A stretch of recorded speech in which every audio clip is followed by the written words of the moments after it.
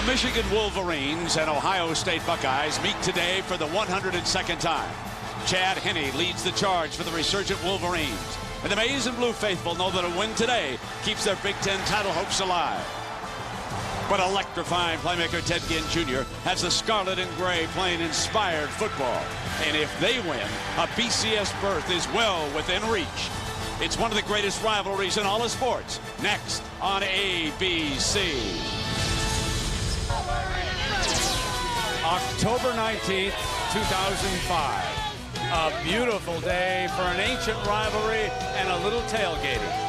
Inside, more than 100,000 have jammed the Big House. We welcome you to the BCS Spotlight game presented by ADT, Ohio State and Michigan. The Big Ten standings tell you the story. Again, a lot at stake. Penn State controls its own destiny, and at 4 o'clock on ESPN, they'll tee it up the road in East Lansing against the Michigan State Spartans. But the Buckeyes can win it outright should Penn State stumble, but so too can Michigan. Remember this, only the survivor can play on and jump into a BCS Bowl as far as this game is concerned. Now you want to know about Mike Hart, the very talented Wolverine running back. He will start today. He has missed 11 consecutive quarters with that injured ankle. Chad Henne and the Wolverine offense badly need number 20. And my partner here, Gary Danielson. Gary, you and I remember the last time Hart returned. You bet, Brad. Coming off the Notre Dame injury against Michigan State, Michael Hart opened the football game with a 64-yard run. This set the day for the Wolverines. He rushed for over 200 yards. Michigan can't beat Ohio State without their best players, and Michael Hart's one of their best players. Chad Henne's glad to have him back. Troy Smith, he was spectacular a year ago in Columbus. Great quarterback matchup. It really is, Brent. You know, it's hunting season up here, and whether you want to shoot the big buck or, in this case, the Wolverine, the two quarterbacks are the guys. They got to be patient, and wait for that shot. They're going to get 2 or 3, and they have to make it count. And two coaches are important today. You know, I really think they are. These players are so even that which coach makes the adjustment, which coach pulls off the 3rd-and-1 fade pass to steal this football game. It's going to be fascinating. Expect the unexpected. It always happens. As you look down on our scene here, college football's greatest rivalry is coming up next on ABC. Hey, tag guy. Huh? Where are your bows? Excuse me? You know, to put on the car. I want to surprise my wife. Why have a bow when you got me? The GM red tag. The price on our tag is the price you pay, not a penny more. You got a point there. Well. What? Hey. What are you... The GM Red Tag event. We've made holiday shopping easy. Our great low prices right on the tag. You'll never pay more. Oh. Getting high cholesterol down is important. For some people, it's even more important. You've been to the doctor, good. You've changed your diet and are getting exercise, excellent. You've tried just about everything. Now medical information comes along that says you may need to get that bad cholesterol even lower. Now what do? Well, if your doctor says aim lower, ask about Crestor. Crestor, along with diet, can lower bad cholesterol by up to 52%. That's about half. Is Crestor right for you? Discuss it with your doctor. Crestor is not for everyone, including people with liver disease. And women who are nursing, pregnant, or may become pregnant. Simple blood tests are needed to check for liver problems. Tell your doctor about other medications you're taking, or if you experience muscle pain or weakness, as that may be a sign of serious side effects. Do you still need to get your cholesterol lower? Aim lower with Crestor. When you're a star like me, things are taken care of. You see? A second bag. Second. Even my independent insurance agent spoils me. Ryan, after comparing a number of companies, I recommend Drive Insurance from Progressive. You'll get a policy customized just for you. How does the other half live? Actually, I do it for everyone. Do you? To find an agent who'll take care of you, go to driveinsurance.com. College football here on ABC. Ohio State at Michigan. The rivalry does not get any more intense than this. The irony this year is about 3 weeks into the season, we would have thought this game would have meant absolutely nothing. John Saunders, Craig James, and Aaron Taylor. For you, it was SMU against Texas. For you, it was Notre Dame against USC. These rivalries are just the greatest thing. Guys, you got to love the rivalries because rivalries are about history. It's a way to connect your present team to the teams of old. Because of that, there's a little bit more pressure. When we were playing USC, Coach Holtz had us take a test to learn about the history. If you did not pass that test, you did not get to play. These games are big. Well, for us, I think what rivalry really does is it comes out and it makes you play a little bit with more intensity. And I think that's why we see these weekend games like they are. You see a little bit more oomph in everybody's hits and getting to the football. And it's great. You want to go out there and do your best for your ball club. Like I said, Michigan-Ohio State is always big, and it still means something. We wouldn't have known that earlier in the season. Brent, back to you. Welcome back to the Big House. The weather is so beautiful. I thought it was October. It is. I am reminded, November 19th. And the Wolverines have just won the toss and elected to defer. The Buckeyes will be receiving. And so, Jack, we will see Troy Smith with the first series here today. And, Brent, we talked to both quarterbacks. Let's start with Troy Smith. I talked to him during warm-ups. He was very loose. I asked him, Troy, what about last year compared to this year? What do you want to do? He said, Jack, I want to step up and be more of a leader than I was last season.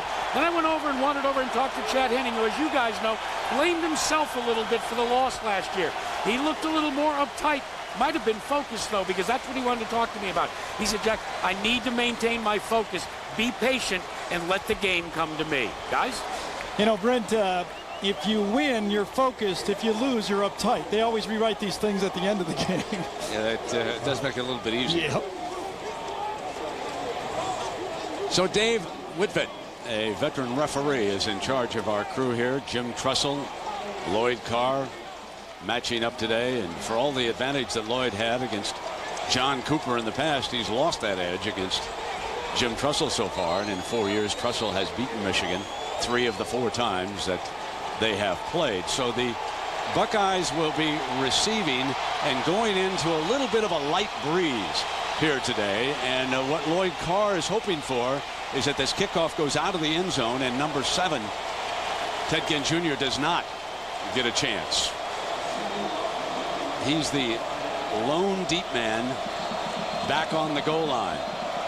And here you see the punter, Ross Ryan, with the ball on the tee. And now Holmes drops back deep with him, and that is exactly what Carr wanted.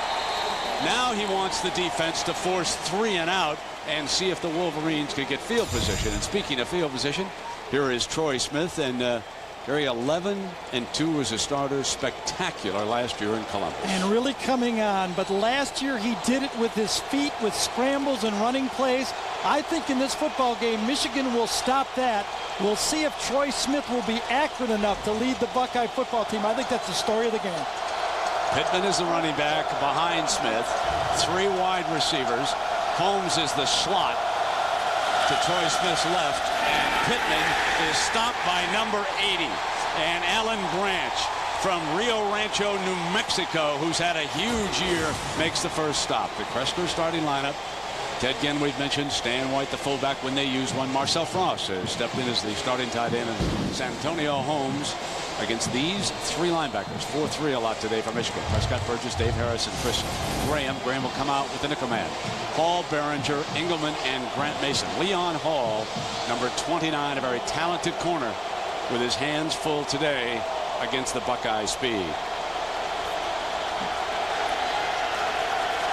Second down and 14 after the 4-yard loss. Now Pittman comes out as a wide receiver.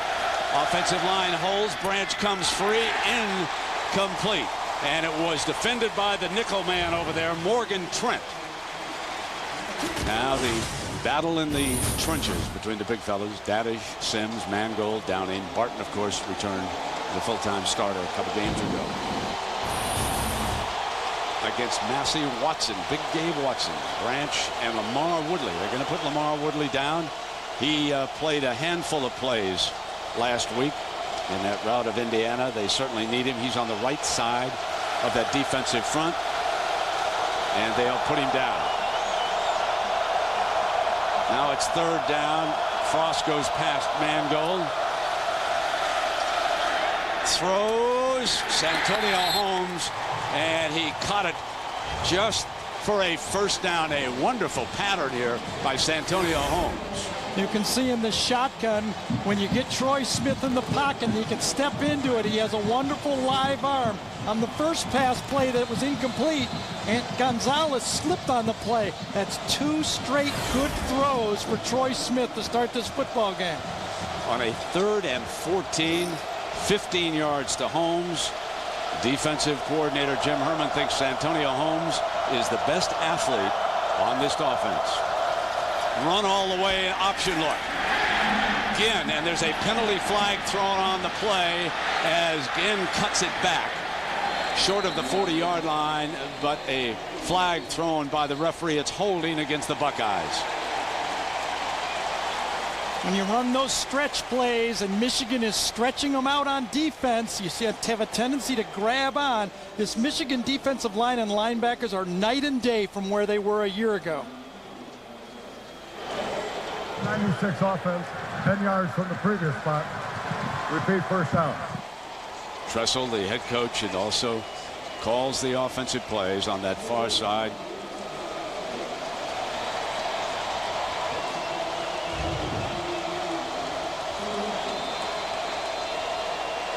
And it looks like late change in personnel. Frost returning and the fullback coming out for the Buckeyes. That was that hand motion by Coach Tressel, changing personnel.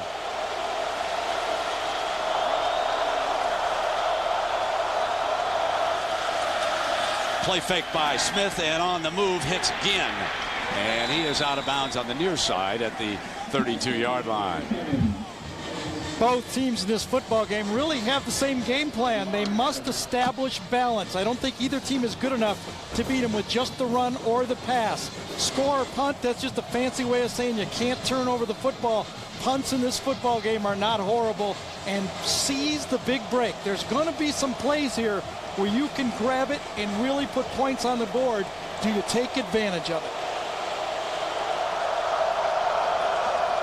Going to the extra tight end, Pittman slices to the 43-yard line, and another Buckeye first down, a 10-yard gain.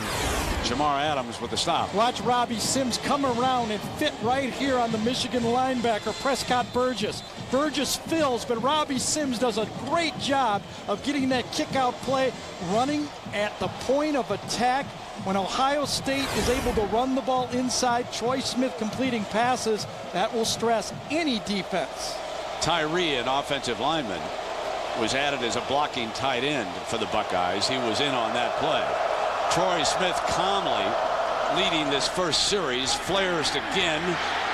Running room to the 42-yard line, and another Buckeye first down. The thing that strikes you, Gary, is there is a penalty flag. Yeah, Gabe Watson was offsides, Brent. I think this the thing that strikes me is how efficient Troy Smith is with the passing game. Remember, after last week's game, the first thing that Coach Tressel said to Jack Arute was, we have to have a better passing game when we go to Michigan. You know, when you watch Troy Smith, and the more you're around him, the more you can appreciate, the guy is kind of just an athlete, and he's a street ball type player, competitor. It's like the guy at the YMCA that wouldn't get off the court, always figured out a way to win. That's what Troy Smith reminds me of. If it takes running, he runs. If it takes passing, he throws. He's really, really a great football player. Empty backfield, 5 wideouts. Roy Hall on the field. Quarterback draw off that formation, and the Wolverines were ready for it as Will Johnson jumps on the quarterback, and Troy Smith trying to lead him down on this first series into the win. And as you and Gary both said, wanting to pick up the passing game. That's one of the things, all that extra film study we told you about last week has been emphasizing for Troy Smith. But when I spoke to him, he said, the difference now is I can go first, second, maybe to my third read. And then he looked me square in the eye and he said, you know what, Jack? I still trust my feet a lot more. Gonzalez is off to the left. Pittman's the running back. Pittman in that direction. Another first down to the 30-yard line. So spread the field and run out of it. Very selective when Pittman carries. That's an 11-yard gain. Great adjustment by Jim Tressel. This is Andre Tyree, an offensive tackle playing tight end. Watch at the point of attack right here how well he is running the ball by running right at 2 offensive tackles. He just blows up that Michigan defensive end and allows Pittman to get in there. First adjustment goes to Jim Tressel. They move Tyree, a little confused. White gets him down on the right side of the formation. They run the draw with Pittman. And the middle of the Wolverine front holds. And, of course, Troy Smith has grown up a lot. And he talked to Jack about that after last week's game. Whole lot. You know, had to do a 180 to understand where I needed to be within the program. You know, coming in as a young guy, not knowing. And he is showing that maturity here today. If anything slowed this Buckeye offense in the early part of the season, it's the fact that Troy Smith was not back at the controls when the year began. Now again, that extra blocker. Tyree is on the right side of the offense. White, the fullback, is an H-back. Drops it to Pittman beautifully. Slipping down at the 21-yard line, but every ball has been very catchable that has been thrown so far by number 10. Well, you know, this adjustment of putting Tyree in really gives Ohio State 3 offensive tackles on the field. Now remember, if you look at their stats, they do not throw the ball to the tight end that much anyway. Had some injuries there, so by putting another guy on Branch, the big defensive end, or Woodley, the big defensive end, it looks like Ohio State has really taken the first move. Michigan must counteract that. 3rd down and short. Troy, a very dangerous runner, is the long running back. He's going to throw, and Hall's got it inside the 15. Dives to the 10-yard line, where it will be a 1st and goal here as the Buckeyes have moved it down, and Hall, who's been quiet as of late, with a big catch, and quickly Smith is over, getting the play from Coach Tressel. This is Michigan-Ohio State football, and it's late in the year, and it's 3rd down and less than a yard, and what does Ohio State do? Go empty backfield, throw the ball, and get it in there to one of their different receivers. Troy Smith has been outstanding and great pass protection. 49% touchdowns in the red zone. Here's Pittman. Bounces this to the left side, and he's to the 4-yard line. It'll be 2nd down and goal before Prescott Burgess from Warren, Ohio, makes the stop. There are 3 youngsters from Ohio starting on defense for Michigan. In fact, that state ranks 2nd in number of players on the Wolverine team. There are so many outstanding football players that come out of Ohio, Pennsylvania. You know, Michigan defense is breathing. You can see all of them. David Harris sucking wind. Gabe Watson sucking wind. They are fatigued. This is the opening drive of the game. Run all the way, touchdown. Troy Smith again takes it into the end zone. That was his ball all the way, no question about it. And there is an 80-yard drive into the wind. Troy Smith throwing very well. He was 5 of 6 on the drive and ran it in for the score. It was the option call on the goal line, read perfectly by Troy to the outside of the formation. Willis Behringer, number 19, came on the blitz. Troy Smith saw it, ducked up inside for an easy option run by the quarterback. That's the 11th touchdown he scored this year. Houston pulled that extra point a little bit. No good. And no good. And I won't say it, but you know what it means when you start missing extra points. It's an announcing cliche, but it will come back to haunt you, folks. Timeout. Good news. I got Drive Insurance from Progressive. And the only bad news for Buckeye fans is the fact that Josh Houston just missed his first extra point of the season. He is now 39 of 40. And the ball on the tee into that breeze. Strong leg deep to the end zone. It'll come out on the 20-yard line. So Chad Henne brings the Wolverine attack out. A year ago, he was beaten in Columbus. He sort of took it personally. And what about field position right now? Well, this will be the challenge for Chad Henne all year. This is Michigan's starting field position. You see it right there. 19% when they get the ball on their own 20-yard line. And against Ohio State, with Houston putting those kicks into the end zone and this great Buckeye defense, that's what Henne is faced with. A lot of 80-yard drives potentially in the game. Mike Hart is lined up behind the fullback, who now sort of offsets. Let's give him an H-back look. Breston, 15, is off to Henne's left on first down. Here comes number 20, picks his daylight, and gains 3, and there is a penalty flag. Illegal formation, too many people in the backfield. And limping off is Carpenter. Yes, he is. That is a big loss right now. Bobby Carpenter, a senior linebacker from Lancaster, Ohio, limps off to the sideline. James Laurinaitis. Carpenter, is this Carpenter over here, number 42? I'm not sure. He lines up at defensive end and line. Yes, it is. He got bent down by Jake Long, the big offensive tackle. You can see when he tried to twist away, he twisted his right ankle. So the youngster Laurinaitis forced to replace the injured Carpenter right now. Second down after the penalty. Complete to Breston. Breston, working against Everett, makes his way back to the original starting lineup. And it is the Crestor starting lineup for the Wolverines. So we've mentioned Hart and Breston. Tim Massaquoi playing without the cast, number 88. Jason Avant from Chicago, he's been their leading receiver. Carpenter is now out. And Schlegel and A.J. Hawk. And Ubodi, Sally Mitchell will come in as the nickel. Dante Whitner and Tyler Everett, and Carpenter receiving treatment over on the side. Here it's now second down and 10.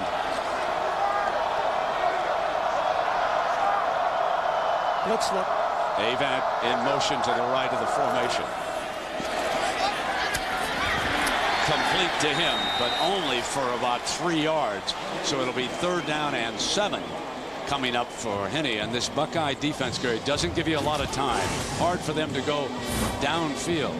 Stenovich, Hennege, Beal is the center here today. Lentz and Jake Long, who Gary mentioned the best linemen against David Patterson, Marcus Green, Gwen Pidcock, and Mike Kudla. Kudla, a very valuable member of that defensive line. He can drop back into zone blitz pass coverage. He's outstanding. He really is. And now Michigan and Henne will have to do the same thing that Troy Smith did.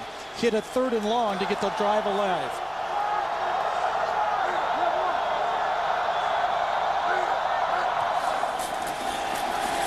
Henne against the Whitner blitz, throws sideline. Manningham got it. First and 10, the freshman Mario Manningham, number 86, a 13-yard gain against Ubodi. I'll tell you, Mike Hart, you want to know what he means to this football team? Watch Mike Hart pick up this blitz from Whitner to the outside. Number 9's a great blitzer. Mike Hart just stands him up. That allows your quarterback to make the plays. Mike Hart, so important to this football team. We talked about in the open. Stands up and takes on the first blitz and serves notice to those safeties and linebackers. I'm here all day, guys. 2 tight ends on the field. Ecker, Massaquoi. Play fake by Henne. Sets the screen. Here comes Hart. Dashes across midfield for another Wolverine. First down with Nate Sally, and he exchanging words after the Sally tackle. I really got to say, I got to give the officials a lot of credit early in this football game. There's been a lot of jostling. Hart and Whitner were swinging at each other, talking, and the officials are kind of staying calm and letting the emotions early in this football game as we see Carpenter. Brent, I talked about a big break early. The first big break is to Michigan. The missed extra point and Bobby Carpenter going off. Antonio Bass is into the backfield right next to Henne. They're going to flare it to him, and he drops it. Has to pounce on it just in case it was a lateral. This is a youngster they have groomed for moments like this. Direct snaps. Use him in the Ted Ginn formation a little bit, if you will. Or like Williams or King, Penn State. We saw Carpenter go off, jack up the tunnel. What's the update from the Buckeye sideline? Well, Brent, Gary, they're going to take Bobby Carpenter up there for a preliminary x-ray. You could see that they had taken all the tape and the shoe off the right ankle. The ankle has begun to visibly swell, so they want to get the x-ray. I think he's probably doubtful, at least for this next few minutes. And Paul is in as the fullback. He is offset. And he takes a look at the situation he faces here on second down. They'll run hard into the teeth of the Buckeye defense. He's down to the 49-yard line. Well, college football on ABC is brought to you by Chevrolet and American Revolution.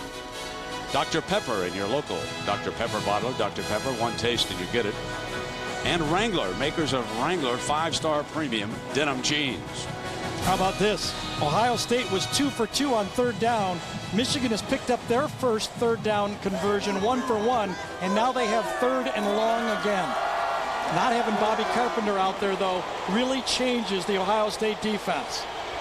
Schlegel will now back off. Massacoy is lined up on the left side. Terrific pass receiving tight end. Breston comes in motion to the left. Henney, though, is looking right, throwing in that direction, and he has got the crossing tight end.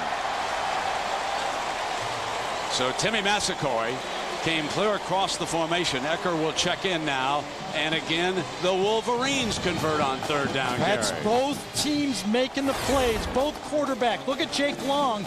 He's going to take on Kudla right here. That would have been Bobby Carpenter, remember? Watch Jake Long just neutralize Kudla, allows Chad Henne to step up into that pocket and pick up another third down conversion. The Wolverines are at the Buckeye 37-yard line. Henne off that play fake, tries to freeze the linebackers, steps away from Everett, takes off, and gets back to the line of scrimmage. So they have been working with Henne on slipping away from pressure as he did just there. And at the end of the game, we'll select a Chevrolet player of the game from each team. Chevrolet will make a $1,000 contribution to each university's general scholarship fund. Really a heads-up play by the Ohio State secondary there. That was a big, heavy play-action pass play, and Sally and the secondary were there. Looks like Antonio Bass is back in the game. He's at tailback. He's lined right straight up, as I told you. They have been working with him. He had a handful of plays against Indiana. They show the end around this time. Here's Manningham. He is tripped up. And tripped up by Ashton Ubodi, the corner from Klein, Texas, up to make that play for the Buckeyes. Read well. The Ohio State Buckeyes are excellent tacklers of any team they play in the open field. You watch their secondary. Sally, Ubodi, Dante Whitner, Malcolm Jenkins, Tyler Efford are all excellent one-on-one tacklers, and we haven't even got to A.J. Hawk yet. Here's another third down coming up. Wolverines need 9 yards to keep this alive. 4 down linemen for the Bucks. To the middle and short of the first down. Here comes a fourth down decision. Avant, the receiver that time. They call it Tampa 2 nowadays. Tony Dungy invented this defense. The Mike linebacker goes very deep in pass protection and plays things in front of him. We talked about coaches' decisions in the open. Here's one by Lloyd Carr. Will he make the right decision here as his team has a good drive from their own 20-yard line? And Monty Kiffin deserves a lot of credit for that 2-deep 2, working with Dungy down in Tampa Bay. Brought some of the principles out of the college game. And here's your fourth down now with Henne. Hart's the running back. They're going to try to throw for it. Snap high. Incomplete Buckeye football. Would you have gone with the pass play in that situation, Gary, or is it safer call to run? The Buckeyes are only giving up 78 yards rushing all year, the second best rush defense in the country. It looks like both teams have respect for the rush defenses in this game. And that was Henne's first incompletion of the day. Avant right there. See that hand? The ball is still in Chad Henne's hands over here, but the grab allows the pass to be just slightly off. If that pass would have been thrown on the Michigan sideline, I think that bench could have kind of got that call made. But on that sideline, what's going to happen? You wonder about Lamar Woodley. He is back off the field defensively for the Wolverines. Now Woods, who's played very well, number 99, down on the left side of the defensive line. Ginn is well off to the left. Offensive line giving Smith a look. They put Frost into a pattern, and he picks up about 4 yards. And let's check in with John Saunders. And John, what's up with the Dogs, the Georgia Dogs? Right here in the Taco Bell update, as you know, Georgia with a win, and they're in the SEC championship game. DJ Shockley, that's on a 4th and 1. finds Leonard Pope 10 yards, and Georgia grabs the lead over Kentucky, where South Carolina is pulling for the Wildcats. Brent. All right, John, that's 7-3. Here it is 6-0. Buckeyes scoring on their first drive of the game and missing the extra point. Lead it by 6. Here comes Antonio Pittman. And Pittman breaks the first tackle from a safety. Gets back. Well, he crosses the 35-yard line before Grant Mason over on him. But eluding the safety initially on that play. Pittman showing a move there. Yeah, I was just going to say, can't run out there, Antonio. That is not where you want to go. But there is no more improved player in the Big Ten. I would give it to two players. Michael Robinson from Penn State and Antonio Pittman here at Ohio State. He has really come on for this Ohio State Buckeye team. That was, frankly, I didn't think he'd be able to get outside, but he did. Lamar Woodley is in the game. Now he returns, and he'll be over on the right side. It is 3rd down and short. Branch is over on the left of the defensive front. Woodley trying to get there. They throw it again for the first down.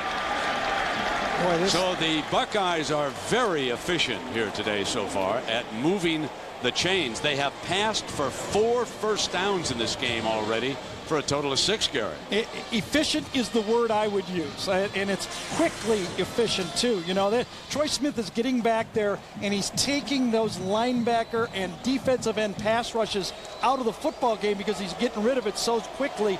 You know, Ted Ginn has been going short. Pretty soon Ted Ginn is going to go long. Nickel man checks in for the Wolverines. They had to play right. Gonzalez crosses midfield on that quick hit again. So Troy Smith's just dropping it off. And a reminder that coming up next, we'll take you to Portugal for the World Golf Championships. And that is next right here on ABC after the game between the Wolverines and the Buckeyes. I'll tell you, Doug Daddish, number 50, is doing a great job at left tackle. That was an injury spot for Ohio State. Steve Raring was hurt early in the year, but number 50 is doing the job so far in this football game. 2nd down and 3. Here comes Pittman. Pittman battled his way close to the first down. See where they spot the ball, and that will determine whether or not we've got the first down or a 3rd and short here. And let's check in down below with Jack. Well, Brent, as you know, Troy Smith is a difficult guy to prepare for because who can you get on a scout team to emulate him? Number 30, Kevin Norris, is the guy that was chosen. Played a little wide receiver, played a little quarterback. They were a little concerned whether Norris was going to be able to step up and be able to replicate Troy Smith. But the defense and the defensive coordinator, Jim Herman from Michigan, said he did a terrific job. Here comes the measurement for the first down.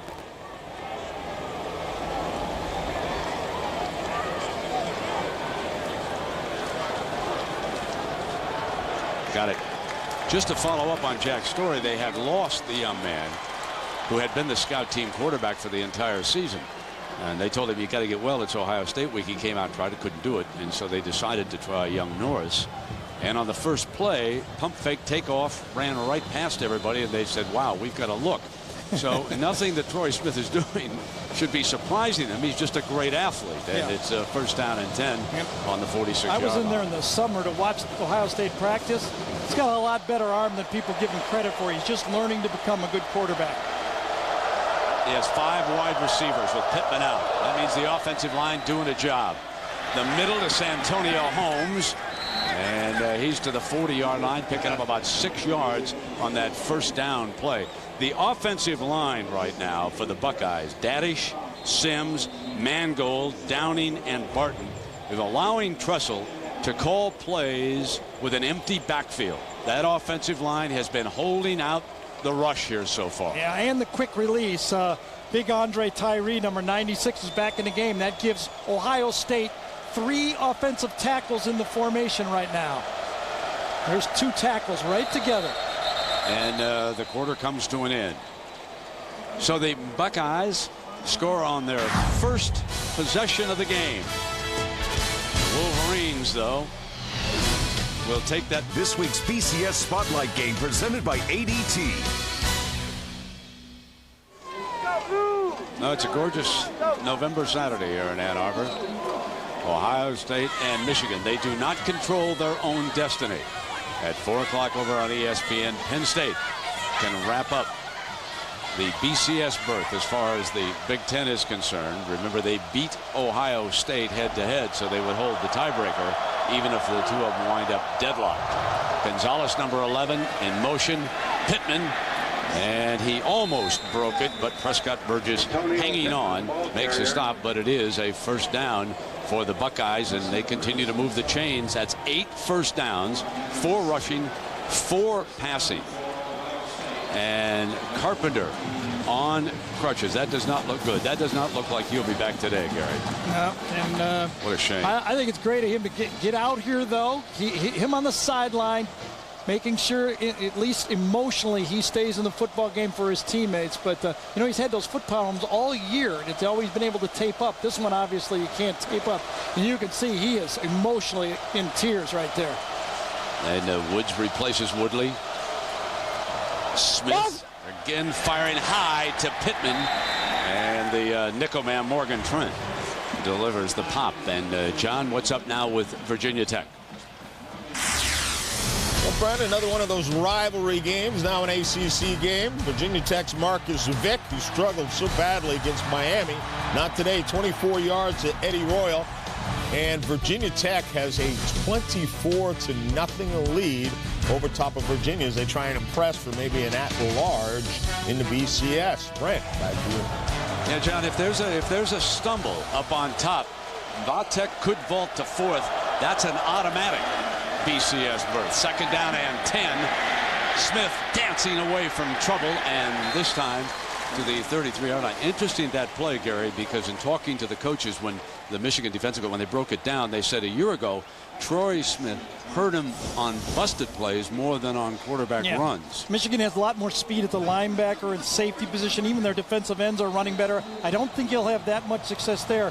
But so far, this Ohio State offense has Michigan on their heels with their balance and execution. They're throwing the ball quickly, and Michigan has not been able to fly around because they're reacting to everything that Ohio State's doing so far.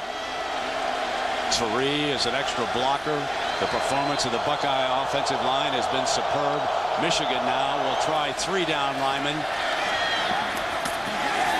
And Frost makes a fine grab, snared it with one hand, and hung on despite the lick from Brandon Engelman, number 31. He could not jar the ball loose at the 30. Watch this pop. Yeah, Frost is the guy right here, and they rave about his hands when you talk to the coaches, and maybe they should rave about his hand, because Houston's going to have an opportunity now to come in, and this is what, 47-yard field goal, and make up for that missed extra point.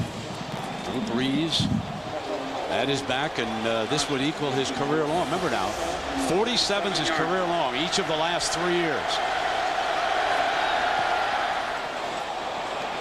Long enough. He's got it. Ties his career long, and like Gary said, makes up for that missed extra point. It's 9-0. Trussell and the Buckeyes. Over Michigan by a field goal, despite the fact the game's being played in Ann Arbor. They lead it by 9. 12:49 to go in the first half. And Bruston is someone who can light a fire back there with the return. Houston has that strong leg. He may not give him a chance. He doesn't. This one's coming out on the 20-yard line. In the stands. In the stands. A souvenir for somebody back there. Oh, wow. What a weapon. 47-yard field goal and kick it up into the stand. Wow, timeout.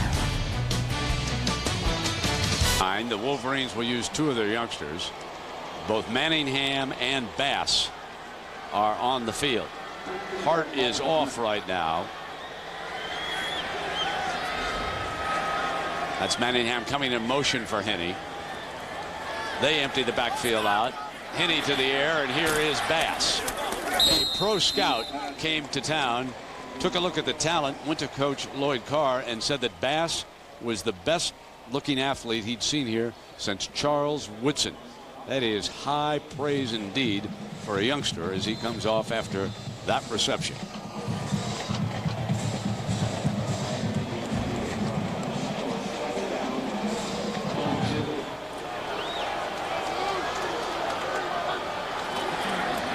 Here's Hart. Very unusual for him to run up the back of his offensive lineman. He usually runs to daylight as we check in. Gary, here is our Pacific Life game summary. Well, it started out with a hot Troy Smith. Missed one throw, and it's when a receiver slipped down. That was 3rd and long to keep the opening drive alive. And then the option play near the goal line. Troy Smith does it with his arm and his feet. Bobby Carpenter. First play of the game. He goes down with an injury. We see him, crutches and a cast come out. One of the best football players in the country is not going to be able to play today for the Buckeyes. 3rd and short. Paul, the lead fullback, is offset. Hart will follow him, trips, stumbles forward, and it is going to be close. The spot on this one will determine it. Buckeyes trying to throw him back at the point of attack. However, the linesman said that's a first down. You can see him pointing on the far side that he saw the ball come across. That's where it was whistled down. I'll tell you, Quinn Pitcock inside right here just gets inside, gets upfield. Marcus Freeman, number 95. Look at Pitcock get in the backfield and force Hart to kind of move around. He gets bent back. That's what Mike Hart does, though. Doesn't fall down many times, doesn't lose his balance. He just kind of keeps inching forward. Avant and Bruston are off to one side. There is Hart, and he is tripped up by Schlegel. Number 51, the middle linebacker, Schlegel, with an excellent tackle. He tends to be the underrated one of those 3 linebackers. All he does, folks, make plays one after another. Yeah, Anthony Schlegel, the more you watch tape, the more you're impressed with him. Remember, he transferred here from Air Force. He was the captain of the Air Force football team as a sophomore. There's some pretty good leaders there at that Air Force Academy. He was the captain of the football team as a sophomore. Massacoy's off to the left. Bruston's there too. Henney in trouble. Penalty flag is thrown on the play, and Henney out of bounds, but the referee, and there are 2 yellow flags back there. And Carr not happy about this call, like holding. And while they measure that off, John, let's check in with you in New York. What's going on with the Georgia Bulldogs? Well, Brent, they're trying to leave no doubt that they will be in the SEC championship game. Danny Ware takes his handoff and then just pure speed busts it through the defensive backfield. 52 yards for the touchdown as Georgia ups their lead over Kentucky to 21-3. Again, a win, and they're in the SEC championship game. Brent. And virtually a home game. They'll play that in Atlanta. Here it was Henneke, guilty of holding. So the ball is brought back on the Wolverines to the 22-yard line. And here in the early going, the Buckeyes have had the upper hand offensively and defensively. Here's Hart again, trying to search for daylight. And there is Schlegel again. He don't miss. He just doesn't miss. Well, here's your Aflac trivia question, folks. The famous snowball. How many times did Michigan and Ohio State punt in that 1950 snowball? Conditions a little bit different here than this November, huh? It was minus 11 chill factor in Columbus that day. And in this game, we haven't had a single punt yet today. Here's 3rd and 16. Schlegel has been stopping hard at the point of attack. Henney is going to have to go up on top this time. Avant, Bruston. And A.J. Hawk read the screen all over the running back that time. And Hart's trying to say, I dropped it so I wouldn't take the loss. He's trying to say that should be an incomplete pass. He, wisely tried to drop it, but I think they ruled it a catch, and then Hawk was right up his back. A.J. Hawk's closing speed after he recognized the play. There's a guy that did his homework. That was Eddie George, by the way, that slapped A.J. Hawk on the helmet right there. A.J. Hawk did his homework, knew it was screens, and then closed. The 2 dangerous ones are back now for Ross Ryan. Ginn and Santonio Holmes, and they figure to give the Buckeyes field position even with a fair catch. Ryan is down inside the 10-yard line into a little bit of a breeze here in Ann Arbor. This is Holmes. Ginn will pick up the first gunner, but Holmes is taken down on the 37-yard line by Mike Massey, the sophomore tight end. Terrific coverage by Massey that time. Buckeye football when we come back.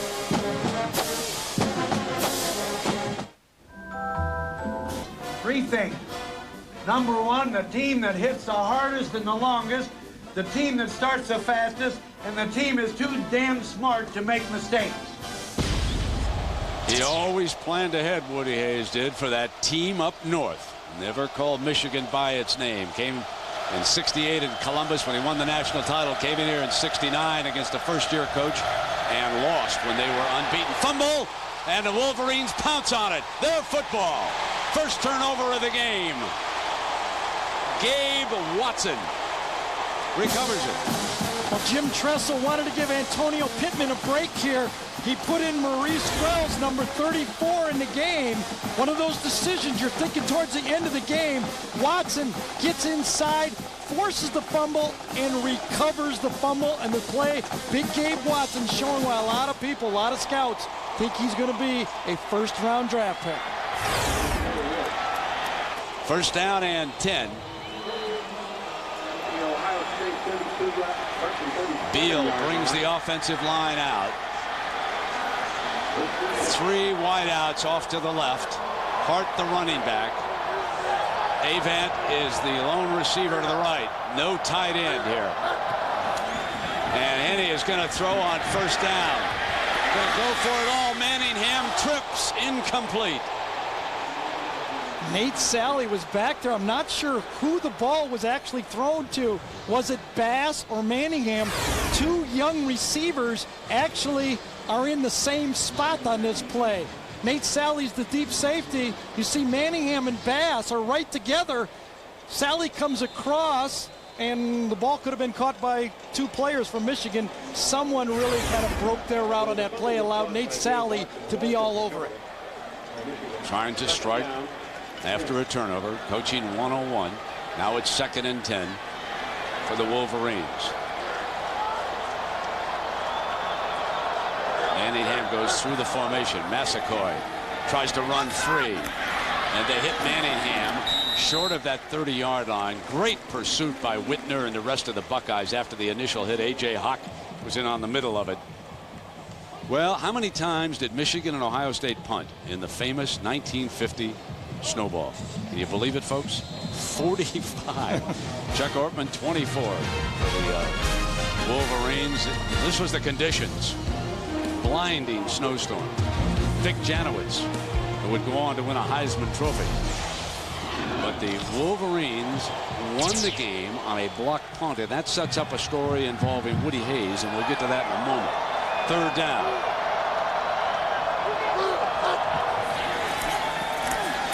And he fires. Preston's got it. That's a first down at the 25-yard line. Now here's the rest of the snowball story.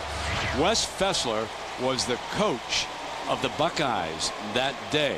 He was roundly criticized for not running out the clock at the end of the first half. That's when the punt was blocked and Michigan scored the winning touchdown.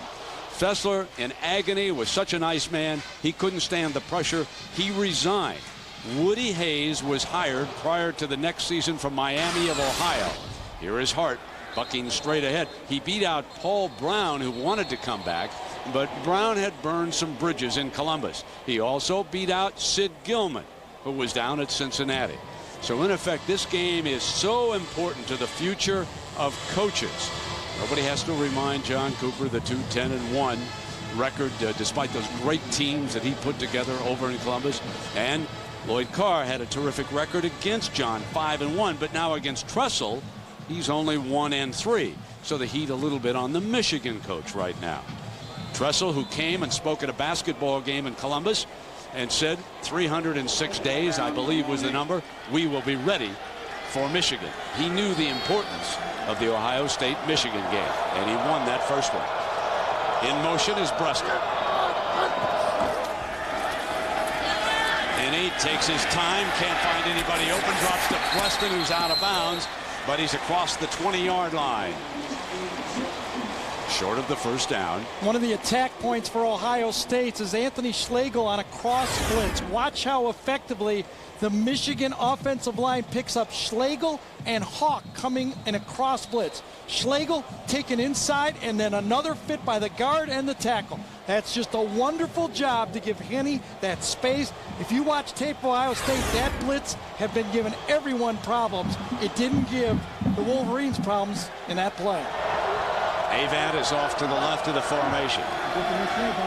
Fires it underneath the breast, and there's a first down. And Everett coming over from the corner, making the play.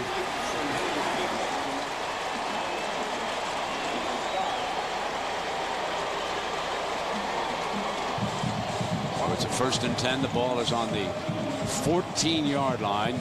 Henny checking the sideline, getting the play. Boy, Chad Henne is sure sharp, isn't he, throwing the football? Yes, he is. He really is sharp. Both quarterbacks are giving it their best today. It's the first 8. Michigan trailing it by 9. Quick throw to Manningham. Beats the defender, and he's right down around the 5-yard line, I believe. Just a little bit short of it. Yeah, one-on-one play. That's what Michigan will do. They see it out there. They give it to one of their skilled players. This time, Ashton Yabodi does not make the tackle. And the young Ohio resident, Manningham, beats a one-on-one tackle and takes it right down there to the 6-yard line. It is 2nd down. The Wolverines can get a first down at about the 3-yard line without scoring. There you see the yellow line, and this is 2nd down, so it's not 2nd and goal. Breasted in behind Henny.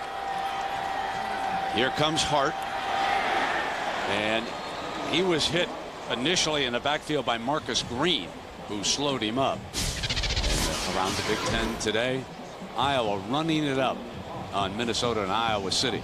Northwestern and Illinois in a shootout. Purdue trying to make it 3 straight wins to end the season. And of course, a reminder, 4 Eastern on ESPN, Penn State and Michigan State. If the Nittany Lions win it, they are the BCS team automatically from the Big Ten. There could be a second one. For example, the Buckeyes could get one of the 2 at large. We shall see. Now it is 3rd down. Slant, high, incomplete. Here comes 4th down. There's the penalty. That will be a 1st and goal.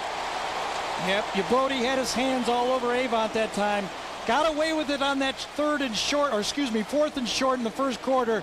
But that time with a touchdown throw on the line, the back judge said, can't have his hands all over him when that ball was in the air. Pass interference, defense number 26. The ball will be placed. Jason Avant is a very physical football player. Watch him to the outside. Plays off, comes into it. Yabodi tries to squat on it. Got his hand on the left arm. That's an easy call. So now it is 1st down and goal. The ball sitting on the 2-yard line. Paul, the fullback, he has been offsetting. But Mike Hart has been struggling to find daylight against the Buckeye front. Throwing the fade. Avant's got it. Touchdown, Michigan. A beautiful throw by Chad Henne that time.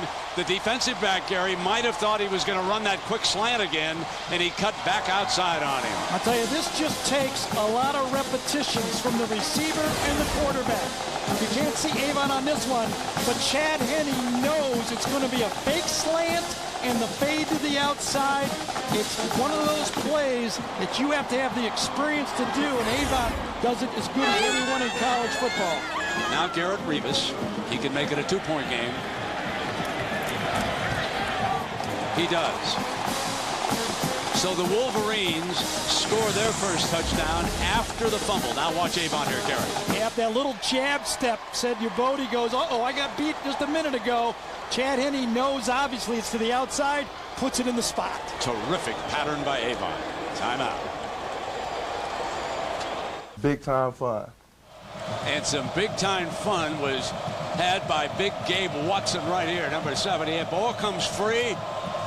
Gabe has got it, and the Wolverines score. Gary, you were one of the first guys to type Gabe Watson. You loved him. And here's Ryan, and they'll take a knee and come out on the 20.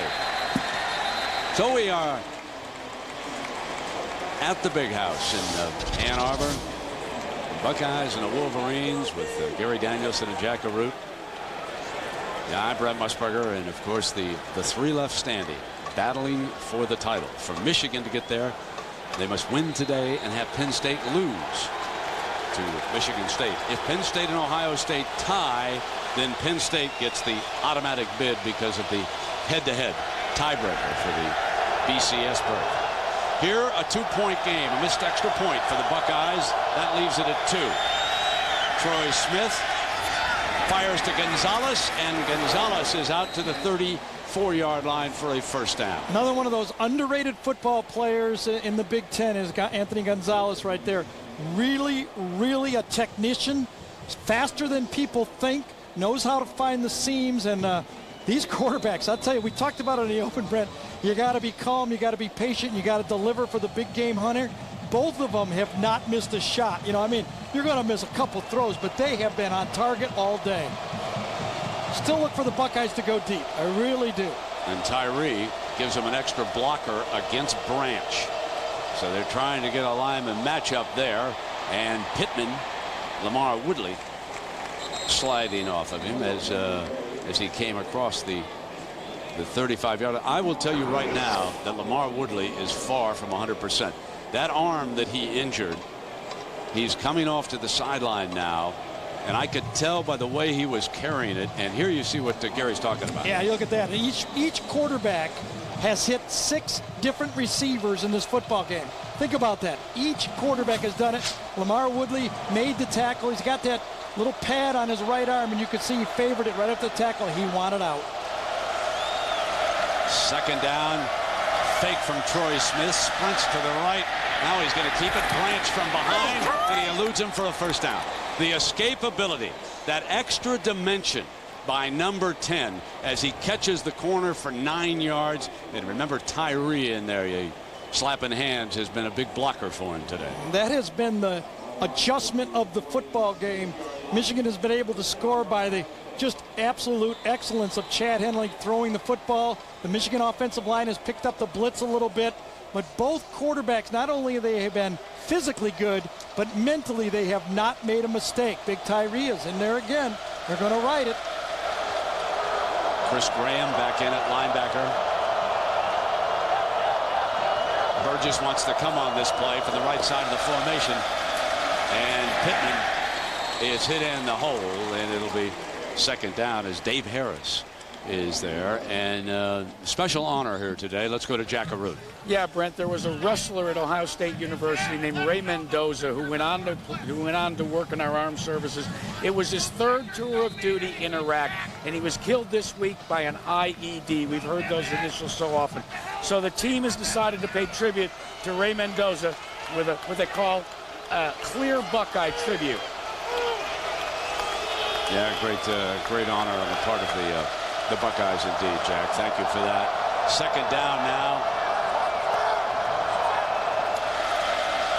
Smith, middle, dropped by Ted Ginn Jr. Boy, coming across, and he dropped. Willis Behringer, the safety, was coming from the other side, but he dropped one he should have caught, and he knows it. No excuse for that one. You saw him turn his head. What happens when you're a smart football player, and Ted Ginn is, he played quarterback in high school, is sometimes you anticipate things a little bit before you should just kind of run through the ball. And Ted Ginn was anticipating the safety, trying to make a move before he caught it, and made the critical mistake. Like all Warriors, Woodley will try it again. He's going to line up on that left side with that injured right arm of his, trying to give the Wolverines a pass rush. Smith throws it to Ginn on the sideline. Got it. So Ted Ginn comes right back, dances the sideline for a first down at the 30. That's 22 yards to number 7. Bad news, though, for Ohio State. Nick Mangold, the guy who makes all the calls on the offensive line. One of the best. You can see how important this guy is to the offense. Jim Tressel comes out. Nick Mangold is as good and smart as any center. He's matched up all day against Gabe Watson, another great football player for Ohio State on the field. First Carpenter and now Mangold. We'll take a timeout. Hungry for game presented by ADT. Ohio State broke out to a 9-0 lead. Michigan, after recovering a fumble, scored. It's 9-7. Doug Daddish moves to center from tackle, and young Alex Boone who's a very ballyhooed prospect, checks in at that position. They move Smith immediately under center. They don't have him with a shotgun snap. Smith tries to break free, and bringing him down is number 56, Woodley. So college football on ABC is brought to you by Pontiac. Go online to nominate your Pontiac game-changing performance. Aflac. To find your 2005 Aflac Holiday Duck, visit our website. Polaroid. And Budweiser Select. Finally, bold taste meets a clean finish. Expect everything. Nick Mango back on the field. That's good news for the Buckeyes. Yeah, and they're going to move Alex Boone, number 75, over to the right tight end. And look at this, back-to-back plays. Jim Tressel has put his tight end with his freshman tackle. That's coaching, guys. Here's Pittman dancing around that side. 15. And brought down short of the 10-yard line by Morgan Trent. But it's a 14-yard burst, and the Buckeyes threatening.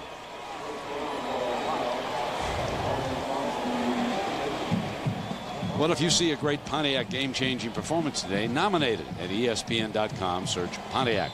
Pontiac will contribute $5,000 to the Winning Schools Scholarship Fund. The game-changing performance here has been the appearance of Tyree as an added blocker on the right side over there.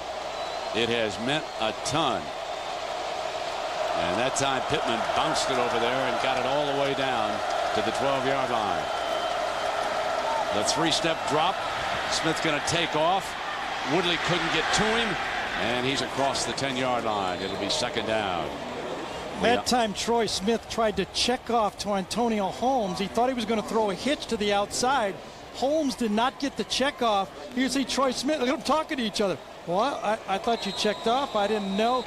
Troy, though, was able to save the play and not make it a dead play by getting scrambling up and getting 3 or 4 yards on a play.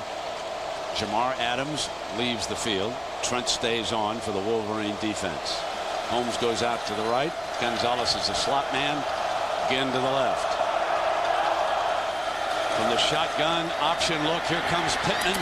Burgess comes up beautifully at the 9-yard line, and it'll be third down. The Wolverines will try to hold the Buckeyes to at least a field goal if they can.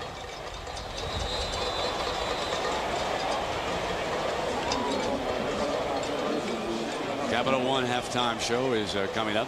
John and the gang, Greg James and Aaron Taylor, have highlights and analysis. And of course, they'll set the scene for Penn State, Michigan State. Remember now, that's on ESPN. You've got an ABC, ESPN doubleheader, if you will, today. And the Nittany Lions and Joe Paterno trying to wrap up the automatic BCS berth. And now Burgess, who made the stop, shaken up on the play, is down. He'll have to come off for at least one play. And he saved the touchdown in this play. I'll tell you, Ohio State used an unbalanced line. This is Daddish over here.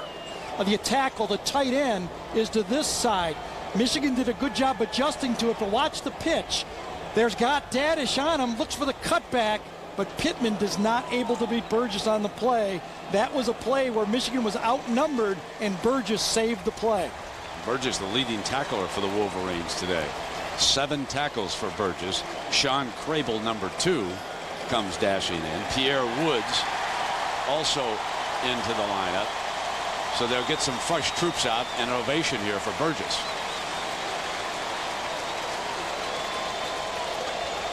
Perfect third down passing Troy Smith and Chad Henne. So here's your third down again. Gonzalez and Hall are off to the left, as is Ginn. Holmes and Pittman, the running back, off to the right. Wolverines trying to blitz. Hit him on the release, and it is fourth down. So the safety blitz, Engelman coming hard along with pressure by Sean Crable, and Smith throws it away in the back of the end zone, and the Buckeyes settle for a field goal. Good call by Jim Herman in that situation to bring fresh troops and pressure. Watch 31. It came right in here, came right there. Harris came inside. It was Crable clean, Engelman clean, but you know, Troy Smith read it. He was ready for it.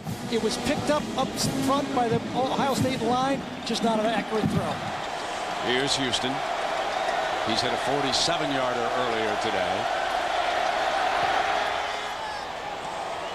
And he nailed that one. So he is 2 for 2 kicking field goals despite the missed extra point. And it's 12-7. But Lloyd Carr's happy that his defense didn't give up a touchdown.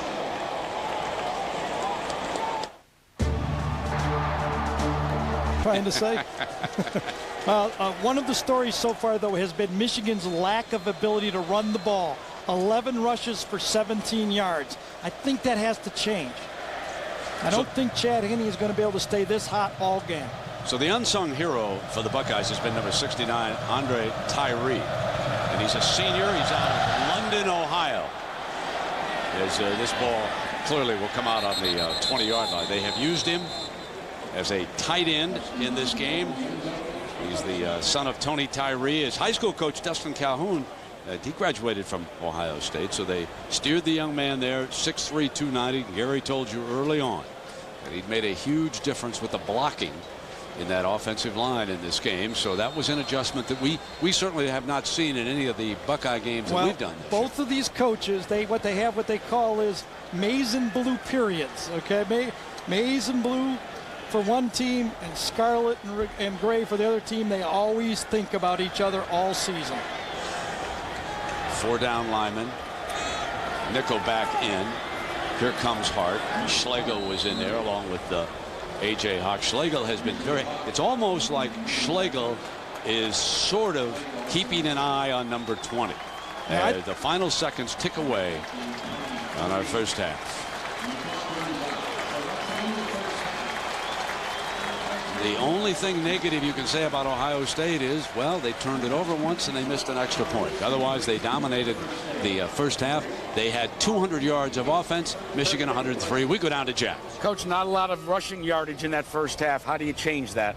Well, I think the thing we've got to do is make some plays on third down defensively. We came up with a big stop at the end of the half, but we had a couple of penalties and offensively that hurt us and stop one drive, but we'll be okay, Jack. Thanks, Coach. To follow up on what Lloyd told Jack, 4 for 4 the Buckeyes were on third down, and then they managed to stop them. And it is now 12-7 at the half. We send you to New York, and here's John Saunders. Along with Craig James and Aaron Taylor, Brent, and you get the feeling when you watch Ohio State play today and the way they've played over the last 8 games or so, they'd like a do-over at the start of the season, don't you? Because this is a better football team than we saw against Texas. And I think for Texas and Ohio State, the fact that they had a chance to play each other early on in the season allowed themselves to really establish who they were and what they are. Both football teams are very good. Ohio State, the way they came into this game on the road in the big house, everybody's sitting there thinking the pressure was on them. They took it and they went after them, didn't they? I mean, Ohio State's a good football team. You know, holding down Michigan's running game is pretty important. Yeah, Michigan hadn't been able to run the ball at all, and that's something that Ohio State's been able to do very well all year. They get Hart back today, but he's not been productive. Michigan offensively is going to have to find something to be able to get the run game generated. Maybe some short passes out of the backfield, use passes as runs, but right now the Wolverines can't run. That's going to hurt them. The good news for them, though, is that they're only down 12-7 at halftime. Troy Smith, well, he's been pretty much unstoppable. Early touchdown. The Buckeyes lead 12-7 back after this message. Hey, tag guy. Huh? Where are your bows? Excuse me?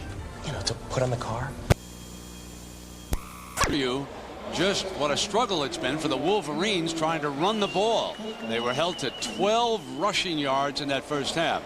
But Bobby Carpenter's injury, and Gary Danielson touched on it immediately now. The Wolverines get the ball to start the second half, and Gary, that is a big loss here for the Buckeyes. It really is, and I'm not surprised it hasn't affected Ohio State's rush defense. It's really good. What it has affected Ohio State as we look at the very first play of the football game is Bobby Carpenter in that position right there as a rush defensive end in nickel packages. He's got 8 sacks on the season. Jake Long right there twists it, and Bobby Carpenter fractures his right ankle on the first play of the football game. A senior, one of the great Buckeye players. There he is, and folks, that probably puts in jeopardy the bowl game. I don't want to jump to any conclusions, and let's hope that he's going to be all right. And Jim Tressel hustling back to the side, leading.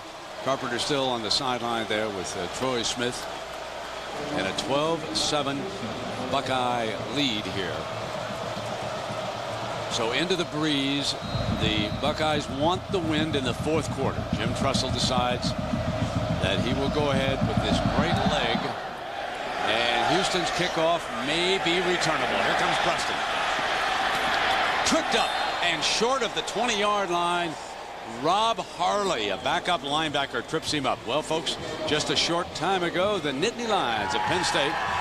There's Joe Paterno arriving. Lots of Penn State fans on hand up there in East Lansing. A win over Michigan State, and the Nittany Lions will wrap up the automatic BCS berth. There's the quarterback, Michael Robinson. Now, ESPN, right after this game, switch over. In fact, they probably start a little bit earlier, I would guess, around 4 o'clock Eastern time. Remember, so, you know, get the clicker out. And I don't want to do damage to our sponsors, but you know how that goes, folks. All right, first down and 10, and Henney, and it is dropped. They open up with the flanker screen, and Jack, what a shame that is when you told us about Carpenter's injury. Yeah, and I got a chance to talk to Jim Tressel as he came out on the field, and he said, look, it is what it is. We don't have much choice. Jim Laurinaitis has have to step up. As a freshman, I grabbed Bobby Carpenter, and I said, how much are you coaching Laurinaitis right now? He said, I told him in the locker room the most important thing, you have never been in a game where they're hitting as hard as they are today. That's a pretty mighty endorsement when you consider the fact that Bobby only played a few plays. Second down and 10 for Henney. Here's Laurinaitis right there. There's the freshman linebacker. Hart, and it has been tough going. And if you see number 20 for the Wolverines, you'll see 51 for the Buckeyes not far away. He had jammed the point of attack, and Laurinaitis also there, but Schlegel has been just jamming up. And now we come to third down, and so this is out of whack. You better believe it. If you could do this all the time, you wouldn't have to stay and wonder about your running game, but can you keep doing this? Both quarterbacks have been on fire. Now Hart's hurt. Oh my, and then Laurinaitis was in there, Schlegel was in there, and he went right to that right ankle again. Missed 11 straight quarters. Early, I believe it was against Iowa. So Kevin Grady, the true freshman, he's got a pass block, and he steps away and has to throw it away. Kudla had dropped off, and he had picked up the receiver, and 3 and out. A.J. Hawk and gang do their stuff here, and so Tressel, the coach, decides, I'll take the wind at the end. I think we can handle them. And Preston, they held him under control. Harley's great time. All these little things, folks, are adding up to a big, big Buckeye performance here so far. Again, we'll try to get back there with Holmes and give them field position. Ross Ryan.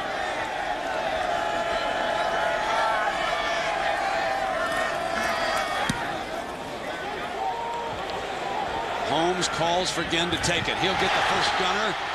Fumble, loose ball. The scramble is on.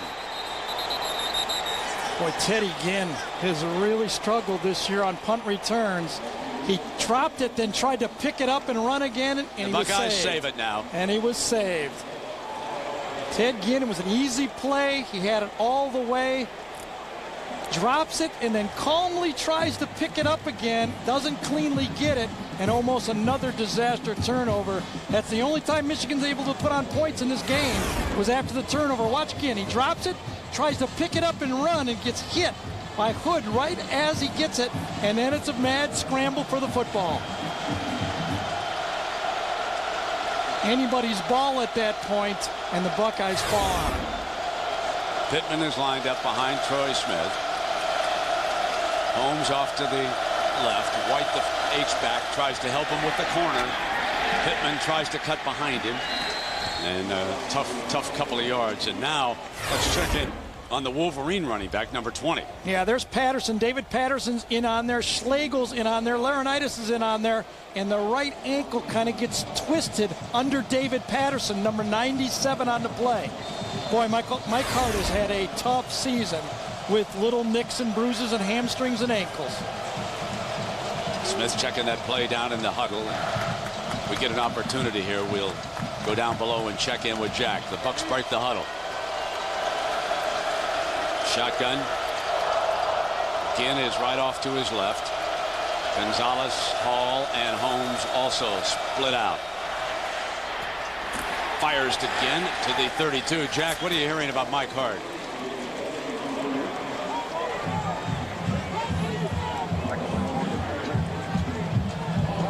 The athletic trainer has gone to work on Mike Hart, and he's retaping that right ankle. Keep in mind that Mike has had problems before. He's already wearing one of those portable braces on that right ankle. But they tell me that Mike Hart at 90% is better than most players at 100%. Yeah, but he might have come in at 90%. He might be 70% now. And there's going to be a timeout, and a penalty flag flies also. If timeout had been called, they'll pick this flag up. Well, Jim Tressel called timeout on the sideline. That's legal. Timeout. Yeah. Ohio State. Yeah, Whitvet had not seen it as the time was running down, and the line judge comes over to the side to inform him that the timeout had been called by Coach Tressel. He's into this one, any timeout. Third downs. Troy Smith has been so efficient. 4 of 6. Tressel's play call is to pick up the 4 yards here. Pittman is the running back. Ginn is slotted off to the right. Gonzalez outside him, and Holmes to the left. Smith will throw for it. Woodley hits him from behind. Loose ball. Michigan's got it. Michigan recovers as Woodley battled his way in, and Alan Branch pounced on it, number 80. Michigan went with a 3-man line, but those 3 guys were coming. Lamar Woodley off the end, comes around the corner to the blind side, comes on a stud, beats actually 2 players. Rob Sims knocks the ball cleanly away, and this time the Buckeyes don't handle it. The Wolverines handle it. What a play by Lamar Woodley, fighting that right arm problem. Gashes inside between the tight end and Rob Sims and makes the play. If Michigan can convert, that's your biggest play of the game so far. Woodley battling in, injured arm and all, jarring it loose, and Alan Branch on it. It is the second Buckeye turnover of this game. Michigan scored its touchdown after the first one. Henne getting time, firing. And across the 10-yard line, Tim Massacoy, the tight end, number 88, his 3rd catch, 13 more yards for Massacoy, who now is playing without that cast. I'll tell you what, inside, the Buckeye defense runs with the post. Schlegel runs with it to the outside. Whitner runs with it, and a beautiful read by Chad Henne to the flat that time, and Massacoy picks up the first down. That's what a quarterback's supposed to do. If they take the deep guy, drop it off to the short guy, and he was wide open. Remember, Kevin Grady, the freshman, who has fumbled a couple of times, is a running back in place of Hart. The Wolverines may elect to keep it in the air, and they do. Gets away from Hawk, and Henne gets almost to the 5-yard line, where it will be 2nd down. And you see Chad Henne smiling right there, because that's exactly what the Michigan coaches have been working with Chad Henne. We said, we don't need you to be Troy Smith. We just need you to work the pocket, avoid the big sack, get it back to first. It's a 2nd and 10, or second, in this case, 2nd and goal. Avoid the sack. He dodged Hawk, got it back to a position where they can still get the touchdown. Massacoy and Bruston to the left. They'll run Grady behind him.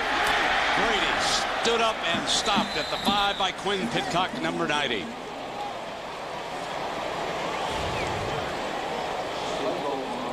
Kudla did the job. Pitcock did the job. A.J. Hawk did the job. Nate Sally was there. They turned that play in, and there was nowhere to go with that backside. Those linebackers just tracking that play.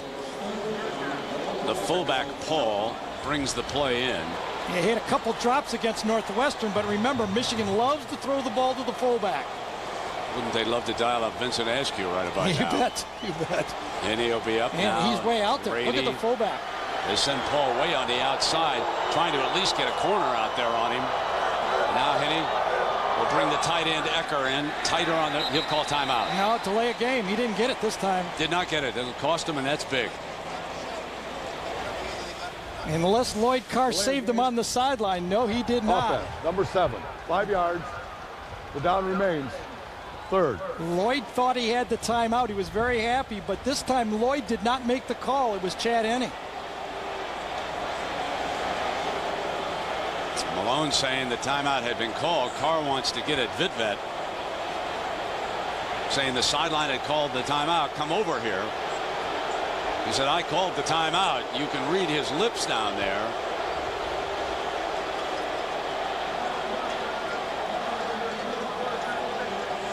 He wants to talk to the referee. He wants to talk to the chairman of the board, and I think that Whitvet is too smart for that. Just shaking his head, saying, "I don't think so." I happened to be looking at Lloyd. I did not see the timeout. I saw the flag go right at 0. Terry Malone is down there working, and you can see it. He said, "I didn't see anything. No one saw you, coach." Here's your 3rd and goal. Avant out to the right. Bruston is the slot. Ecker, the tight end's on the left side. Manningham, the freshman, is there too. Hinney over the top, incomplete for Ecker. And A.J. Hawk was bulldogging him to the back of the end zone. Yep, nowhere really to throw that ball except for high. Either Ecker was going to get it or nobody. A.J. Hawk with that 4.45 speed was there. Michigan lineman's on the field. I think it's Stenovich. Stenovich is injured. He is down. So you see A.J. gets beat inside, but watch him. Determined, a great throw would have had this. A great throw right at the back of the helmet of A.J. Hawk would have been a touchdown, but the ball was thrown high. That's one of those that Chad Henne with a great throw could have got the points. Riley put a helmet on over here on the sideline. It'll be a field goal time anyway, so they'll have time to see if they can get Stenovich back on the field on the next series. And of course, if he's on this field goal unit, they got to make sure an extra offensive lineman is out there. So let's make sure that the Wolverines have 11 here. I counted 11, Gary. I don't know if you did clean. too. It's clean. Yep. This is a 27-yarder, and it's big for Rivas. Gutierrez is the holder.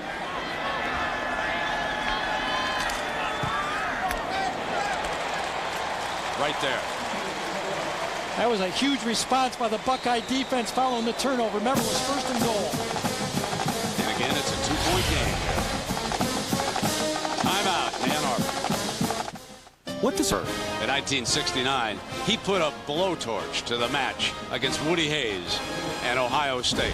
And in that first year in 69, Don Canham, the athletic director, advertised down at Columbus that he had tickets for sale. They were only averaging about 40,000 a game.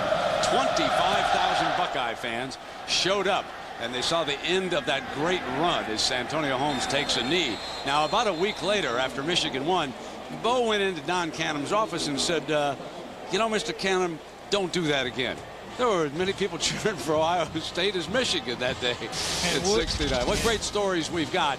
And we're live in Ann Arbor with Gary Danielson and Jack Arute. I'm Brett Musburger. Here, Gary, at the top of the hour, give everybody a recap of what we've seen today. Well, the 2 turnovers from Ohio State has kept Michigan in the football game in my mind. You get a chance to get points off turnovers. That's kept this Michigan team that can't run the ball in the game. So it's 1st down and 10. It was Woodley who battled in. 4 down linemen this time. Woodley's over on the left. Pittman. And Pittman for about 3 yards. And, of course, the standings tell you the story. Both of these teams still in the dogfight for at least part of the conference crown. Michigan can get a share of it. And Penn State, depending on what happens later on ESPN now. Remember, over on ESPN, they play Michigan State. They'll start at 4 Eastern. You need a couple of TV sets to follow the action. And, of course, later over there, they've got Georgia Tech and Miami. A game that is being made up, and Miami still has dreams of somehow getting out to Pasadena. So it's a big day of college football still coming up. Here is Troy Smith firing complete to Frost, the tight end, for a 1st down. Got him in a little bit of a foot race with Harris, the linebacker. Well, we've mentioned the automatic BCS, and this is presented by Allstate. No question about the top 2 as long as they keep on winning. But the Canes are in 3rd. There is Penn State, 4th overall in the BCS.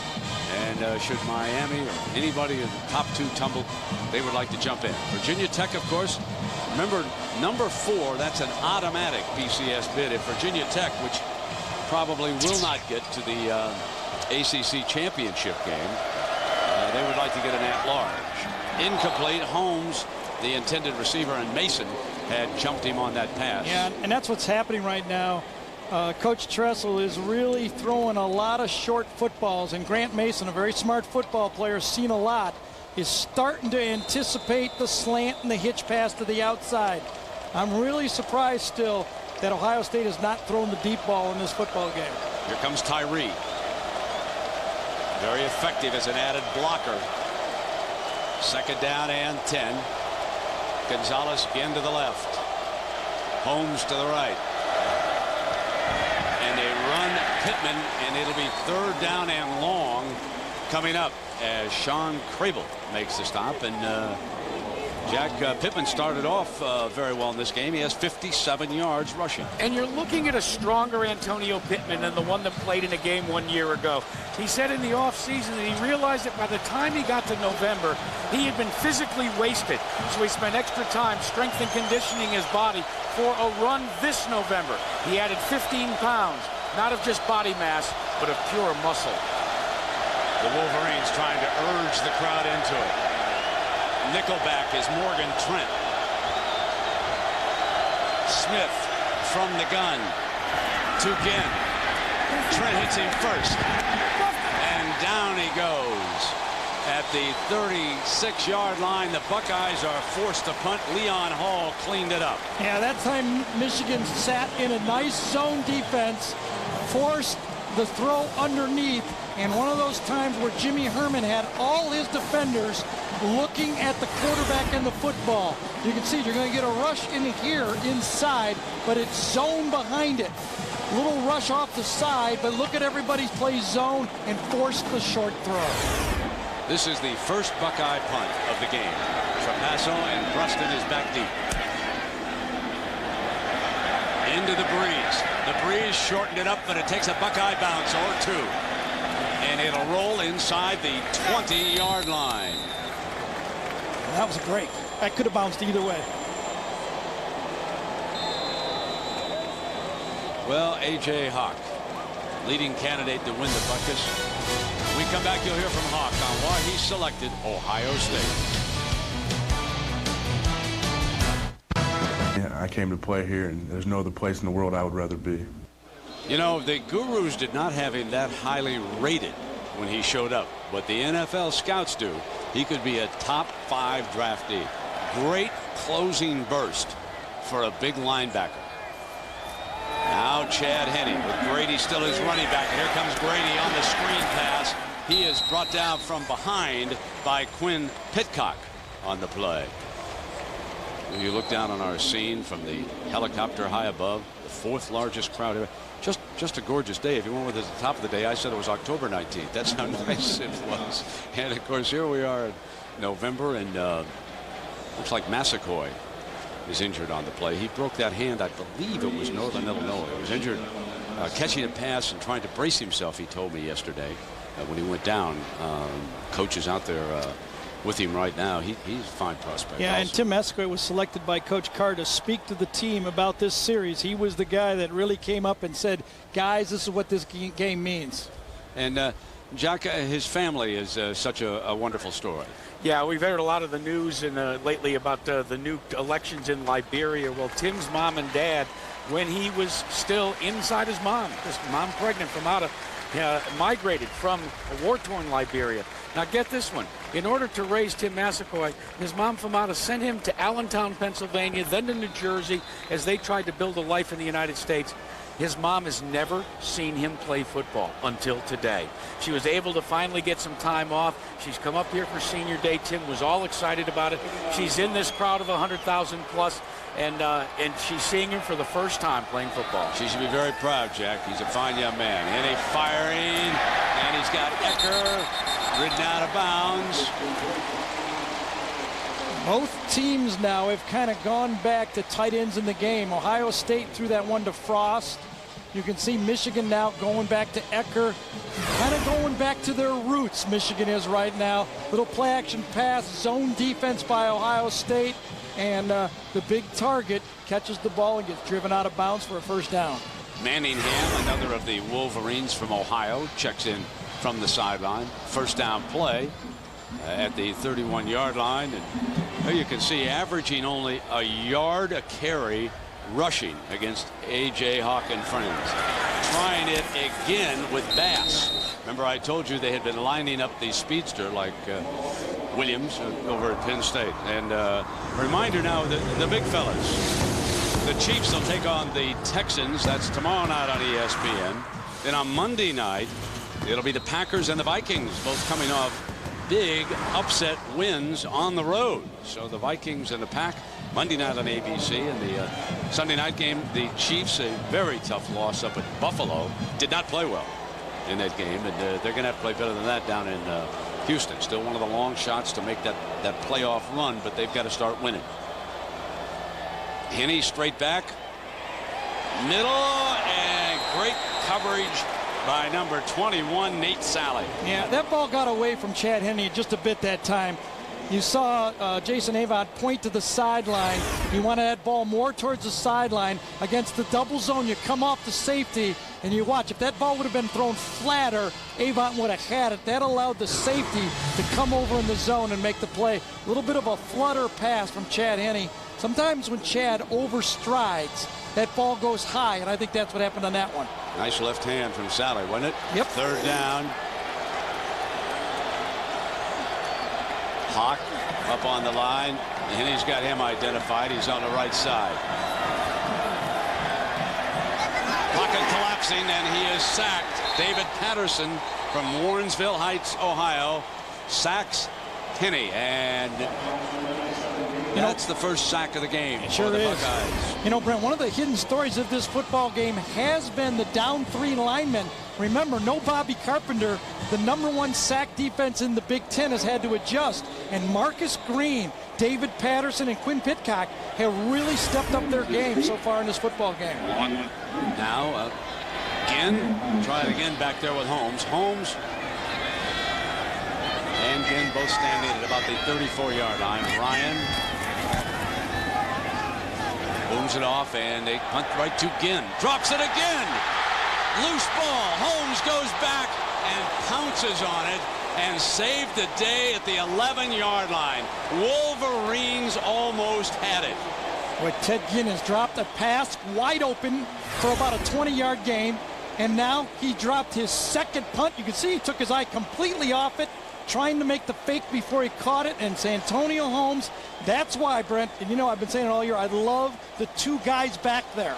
Santonio Holmes, the headiest player for Ohio State's offense, stayed with it and made the recovery. May have been the biggest play of the day for Ohio State when number 4 gets back on it, because Brandon Harrison, a very, very fast safety. In fact, he ran third to Ginn in a feature race during high school days, was closing in and almost wrapped it up. Now Pittman and the big fella was closing down the hole. Number 78, Gabe Watson. And Ohio State, Michigan on ABC is brought to you by Dodge. You can take life as it comes, or you can grab life by the horns. Dr. Pepper and your local Dr. Pepper bottler. Dr. Pepper, one taste and you get it.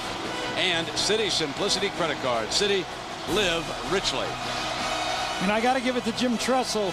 Ted Ginn has had a rough game in this football game, but he's not giving up on him. Keeps putting him back out there, lining up and saying, Ted, you got to make a play for us. You have struggled so far. Branch is moved to the inside by the Wolverines. Burgess is coming from a stand-up linebacker spot.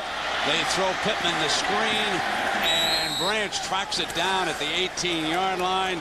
And so, let me check that. Grant Mason was there on that play, and he helped bring him down along with Biggs was in there too. So here's your Buckeye possession chart, Gary. Well, it started off fast for them, touchdown field goal, and then you can see it. It has been turnovers that really has sprinkled in there and slowed this Buckeye team down. And remember, the 2 punts could have been disaster. Woodley will get down on the right side of the 3-down lineman. Crable standing up against the 3rd down, out of the gun, again incomplete, and the Buckeyes are forced to punt. Really, Engelman was the defender on Ginn. Really looks like the Michigan defense has found their kind of hang their hat defense. They're dropping in the zone. They're keeping everybody on eyes on Troy Smith, and they're forcing throws short. I think Ohio State has to go downfield. The middle of the field against this zone is open. Time permitting now, stay tuned for the Thrifty postgame report. John and the gang will have it. They'll set the table for Penn State, Michigan State. Not a good punt. Michigan needs to stay away from it. they'll have field position. All right, Gary, here's our Dodge defensive playbook. Well, so far in this football game, there is one thing Ohio State has done well. That is not allow Michigan to run the ball. They've been doing it with linebackers and great play up front. Those defensive linemen have been beating blocks. They've been slanting, and you can see Mike Hart. That's the play he turned his ankle on. Mike Hart has not been a story in the game. That 18-yard punt puts pressure on the Buckeye defense. They have to make a stand here. They will go to the nickel with Carpenter out. They will open with Mitchell. Number 32 is the additional defensive back. Henney, of course, is without Mike Hart. And the Wolverines elect to empty the backfield on 1st and 10 after the short punt. Fakes the screen, comes the other way to Bruston. Bruston for a first down. A great fake by Chad Henney on the full pivot that time. And Bruston took off. Yeah, it's a jailbreak screen. They've been throwing that bubble screen to the wide side. This time, Bruston takes one stop. You see the linemen are downfield. And in college football, obviously, you catch that ball behind the line of scrimmage. You get it into your playmaker's hands, spread them out, throw the wide receiver screen. Their third tight end of Wolverines, Mike Massey, the sophomore. Number 83 is into the game. He's been in now for a couple of plays. H-back look from him. Paul is there. Power for Grady, who cuts it back. And Schlegel again into the point of attack. As good a inside linebacking tackling as we have seen, and that picked up the first 10 for him. So Portugal is coming up next. The World Golf Championships, the Algarve World Cup, right as soon as we finish here. Is that missed extra point starting to become a factor in a football game? You notice that 2-point game up there? Oh, do we? A lot of my friends are noticing that 2-point game. First down and 10. Here's Henney. Firing complete. Bruston's got a first down across the 15-yard line. Chad Henney's not making any mistakes around the middle of the football field. To the outside, he's throwing a couple high ones. You can see it. He looks around, wants to go left, does not have the slant. Right with big Marcus Green coming right at him. He steps into the throw and makes it. I tell you make a lot of believers in you on your offensive football team when you have a defensive lineman staring you down, coming full speed, and you step into the throw and make the accurate throw. He is now 19 of 25, a touchdown and no interceptions. Remember what we told you at the top of the broadcast. He took that loss personally in Columbus a year ago. A fierce competitor. Protection, end zone. Avon can't hold on. And he was covered by Everett. Sally coming over. And there is a penalty flag. Yep. They got it again? Yep, they sure did. I don't know if this one is legit or not. It looked like a perfect throw. Great coverage. Did the Buckeye get in there just before the ball got there? Pass interference, defense, number 6. The ball will be placed at the 2-yard line. Automatic first down. This is close, folks. Take a look. Tyler Everett, you'll see him in the big box, timing with Chad Henney. Slant pass, ball comes. Boy. Maybe the right arm came crashing across. Maybe, or maybe the left arm. I'm not sure which one on that one. Yeah. That was really, really close. It was bang, bang, wasn't it, folks? It really was. Now, Henney needs it sent in quicker. 10 seconds left in the play clock. First down and goal. Brady's behind Paul. They'll go to the freshman. Touchdown! Michigan leads it.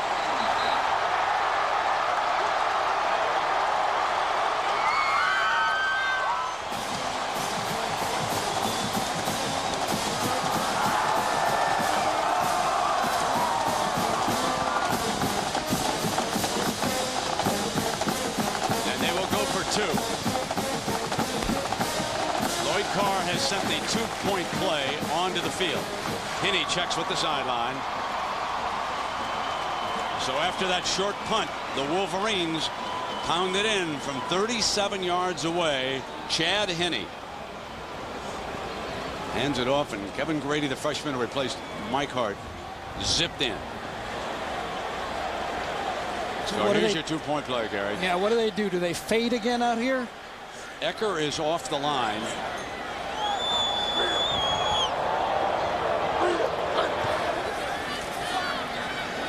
He's going to take off. Can he get there? Yes. He broke the tackle from Marcus Green near the goal line and carried it across. Watch the touchdown. This is the design play. Michigan will break the huddle late and force the Buckeyes to adjust late, and then they'll quick snap it. They practice this every day. They run up to the line of scrimmage. Look at the Buckeyes. Everyone's moving. They quick snap it, and they get a design play. That's one of those plays that I said the coaching staff can make it. And now, Brent, you said it was Marcus Green coming off. You wonder, might that have been Bobby Carpenter if he was in the football game on the adjustment forced because of the injury?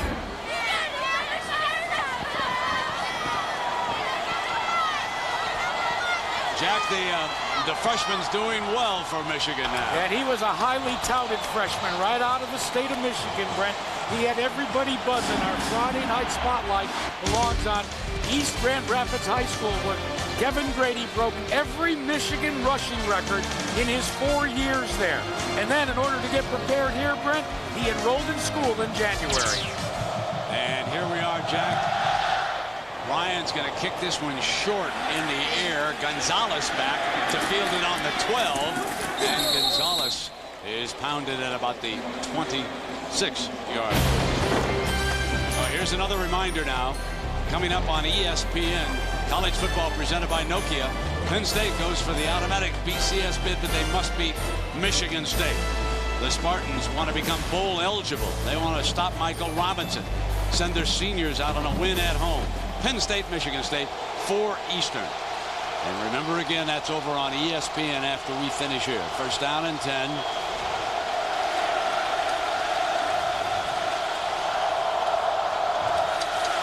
There's the option to Pittman.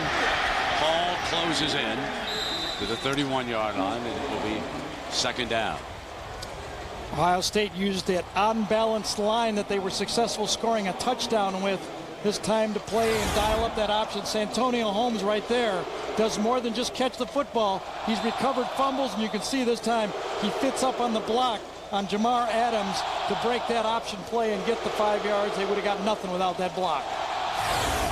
Nickel coverage, extra defensive back on the field for the Wolverines. Woodley down on the left side. They'll run away from him with Pittman. Burgess in there, and this is going to be very close here, isn't it? And that's a reminder, next Friday now, the holiday weekend. Texas against its rival, Texas A&M, a struggling Texas A&M this year. Nebraska, Colorado. We're going to find out who's going to represent the North against probably Texas in the Big 12 championship game. So with a 1st and 10, Buckeyes bringing out to the 37-yard line. Final seconds ticking away here on the third quarter.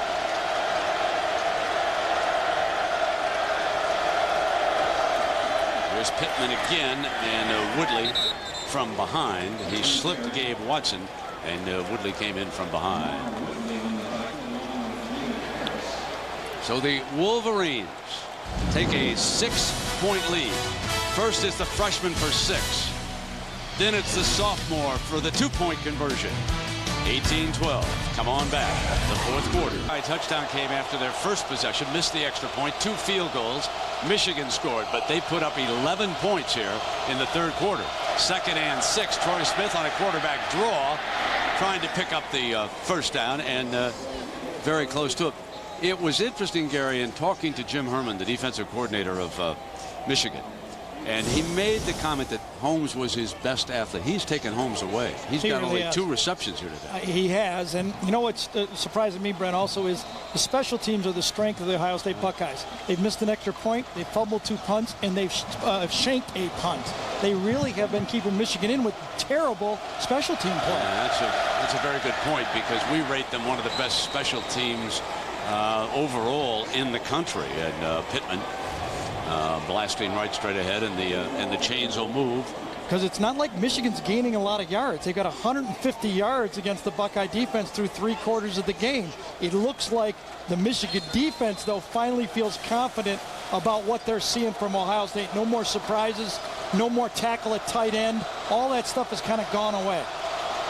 Tyree over as a blocking tight end. on the right side of the formation. Big Gabe Watson is cocked on Mangold. Smith will drop it off to the safety valve, and Pittman picks up another first down. Well, the Hawkeyes, John, they were blowing Minnesota away. What's going on with that game? Well, Brent, here in the singular All-America Player of the Week update, we'll show you why they were blowing them away. Ed Hinkle might be a good candidate. 46 yards on this touchdown. Had 150 yards plus receiving. 4 touchdowns. Text the word VOTE to 87654 now on your singular phone for your ballot and a chance to win a trip to the National Championship. Brent, back to you. All right, John. So the Hawkeyes put a 52 up on Minnesota on first down and 10. Pittman into the middle, and so Gabe Watson's right down the middle of it someplace. Let's meet the very charming young nose guard. My favorite pregame meal is everything because I love to eat. One thing I would miss most about Michigan is the close games, but those practices, I won't miss them at all. One thing most people don't know about me is I'm a warm, cuddly guy. Warm and cuddly, unless trying to block the big fella. He's going to take a break right now on second down. Get himself ready to go. Branch will move down in on the inside. There'll be 3 down. Crable will stand up in that gap. Second down and long. Smith, and incomplete through low. Yeah, Sean Crable that time inside, but outside linebacker, it's kind of stunting all over. Talked to Jim Herman about him, and he says he gives me a lot of flexibility in the defense, whether he lines up at linebacker, defensive end. He rushes well. Tall football player, and you can see on this one trying to throw over the middle. Crable comes right up. When you throw short, that's when you get the balls knocked down by the line of scrimmage players. Where is Ted Ginn? Off to the right side of this formation. Yep. There's your third down. Smith going to drop it off to Pittman, try to get the first down, and they wouldn't give it to him. Grant Mason, the corner from Pontiac, slammed him out of bounds. Same situation Lloyd Carr had in the first quarter. Ball on the 28-29 yard line. Lloyd Carr elected to go for it with the slant pass. Jim Tressel says, I got a pretty good kicker here. I would like to get this thing back down to 18-15. Get it back to within a field goal if he can make this. This is a 46-yarder. He's already made a 47-yarder in the first half. So Houston off to the right. Will it come back across? It will not. Left it off to the right. And the margin stays at 6. That is a big escape for Lloyd Carr and the Wolverines. Timeout. 12:02 remaining, and the Wolverines lead it by 6. Buckeyes just missed a field goal. Chad Henne with Grady as running back. He drops it off to him, and Schlegel throws the young man backward. So our Pacific Life game summary, and we can take a look. Troy Smith from 4 yards, and it was 6-0 after the missed extra point. Chad Henne, very accurate today, 20 of 25. Then it was the freshman dashing in for that touchdown. The 2-point conversion, Henne scrambling in for it, and it's 18-12. We come down now to 11.5 minutes. Here's second down and long for the Wolverines.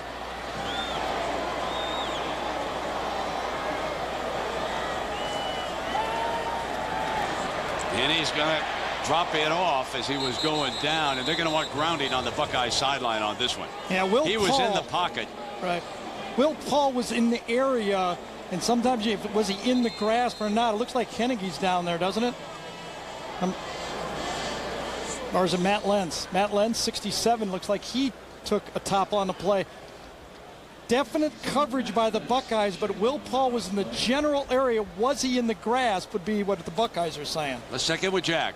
Well, you know, guys, we talk about the fact that Chad Henne took this loss a year ago at the Horseshoe personally. He also has had his ups and his downs, especially with fans and media this year.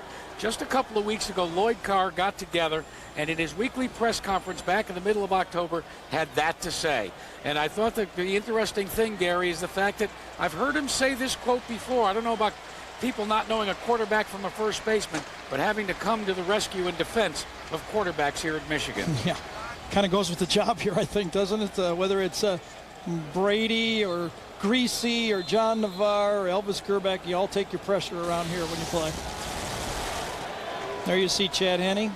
Hard to have a bad pass start, except nothing deep in this football game. Neither side has had the big play in the passing game. Reston's off to the left. Manningham goes through the formation for the Wolverines. Henne on a beautifully designed play hands it off, and that was Bradley who had checked in. Now he's a 5'6" senior and rarely sees daylight, so a bit of a surprise, and the Buckeyes did not expect to see him bringing the ball. It was read so quickly on that play. 3rd and long. I think it was Schlegel again, Brent. I'm not exactly sure. One of those guys flashing in. They all look the same, whether it's Hawk or Carpenter sometimes. Obviously not in this game, but Schlegel, they really read it quick and attack the ball.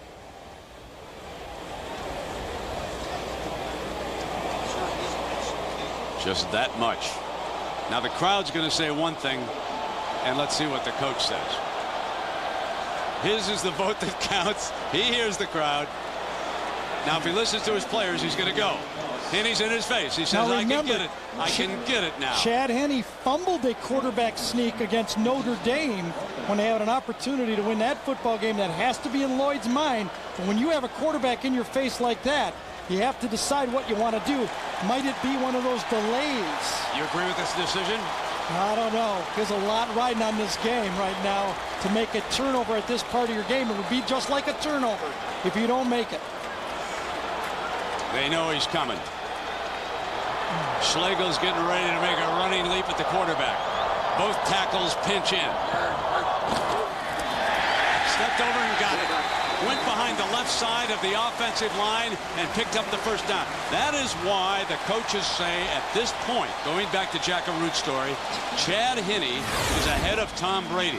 A fierce, fierce competitor. You know, I get the feeling that Lloyd Carr did not want to do this, Brent. I think he was ready to punt the ball, but Chad Henne said, I want to do it. He looked at the quarterback right in his eyes and said, how could I not let this guy try it? Now, we praised Tressel in the first half, and in fairness, it is this man who's made the right calls in the second half. Is that a lateral? Out of bounds.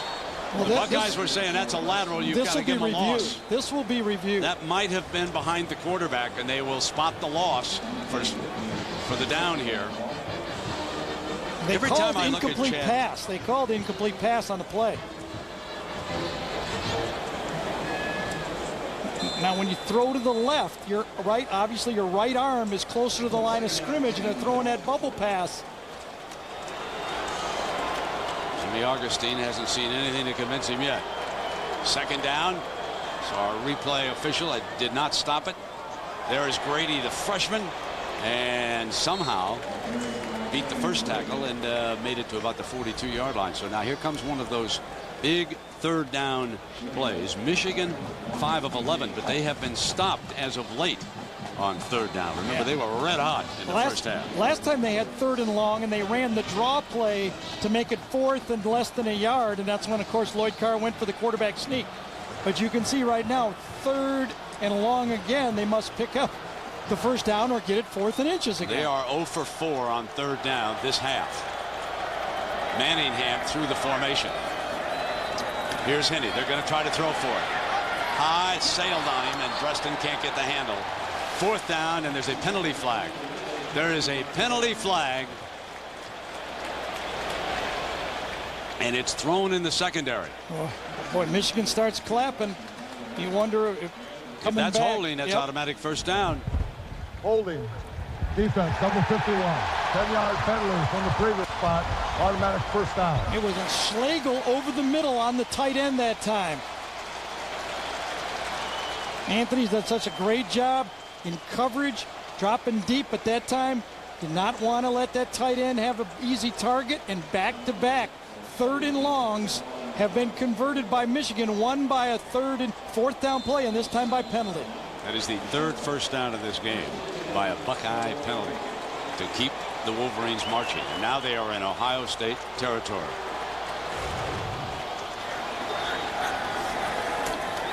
Henney dances to the pocket. Going to fire deep. Manningham's got it inside the 10-yard line.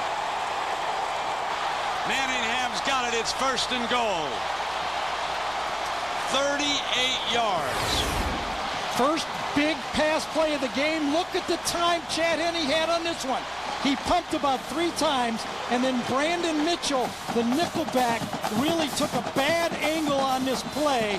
There's Mitchell right here. Manningham is going to come down. The ball is going to hang and hang. Mitchell should have this play. He's in position. The ball is there, and he turns and goes away from the football. That should have been First stopped. and goal, and here comes Grady stepping to the left, just short of the 5. Brandon Mitchell, the nickelback, was in position to make that play. The ball was slightly underthrown, and he misjudged it.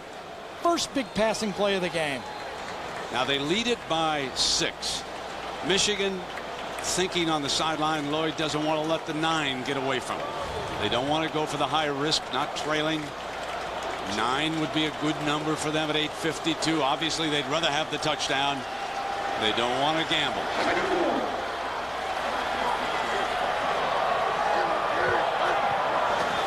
Henne is going to throw under pressure, throws it away, incomplete. Yeah, dropping to the near sideline, but Kudla was over there. He sure was. Kudla just closed that play, defended well by Ohio State. There was a mix-up by the Buckeyes in their substitution pattern. Laurinaitis had to stay on the football field, but he ended up being in the right spot. Sometimes it's just fortunate.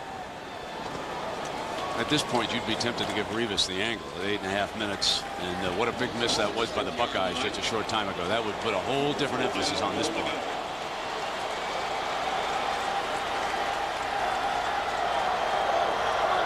Stenovich back in at left tackle, quarterback draw. Henne not going to get there. Nate Sally among the defenders. Coming up, Schlegel is also there, and it's going to be fourth down. The field goal unit coming out right away. Yeah, Lloyd Gutierrez. Lloyd didn't even hesitate. Nope. That's why the quarterback draw was called. You got a hot quarterback. Chad Henne, 21 for 30. Call the quarterback draw because you want to make sure you get it to a 9-point game. Well, of course, a reminder that right after this, over on ESPN, Penn State and Michigan State tee it up. So here comes Revis. This is a 19-yarder. It's from the right hash.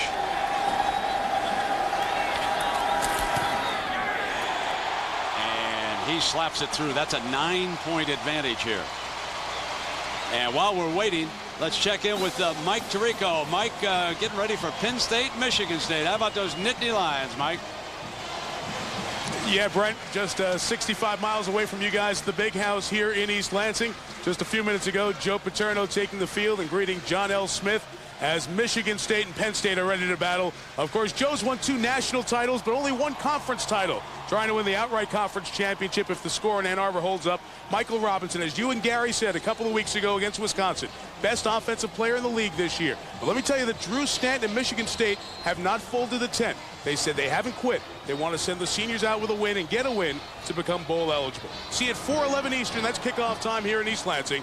Michigan State, Penn State on ESPN. Back down to Brent, Gary, and Jack in Ann Arbor. Guys? All right, Mike, and as soon as we finish, I'll get a cool one and get you turned on, my friend. All right, how about this? 2 TVs, keep the sound up on us, and just a picture for Mike. Sorry, Mike, you got the rest of the game. You sound like Brett Bassinet of a week ago. Ball is on the tee.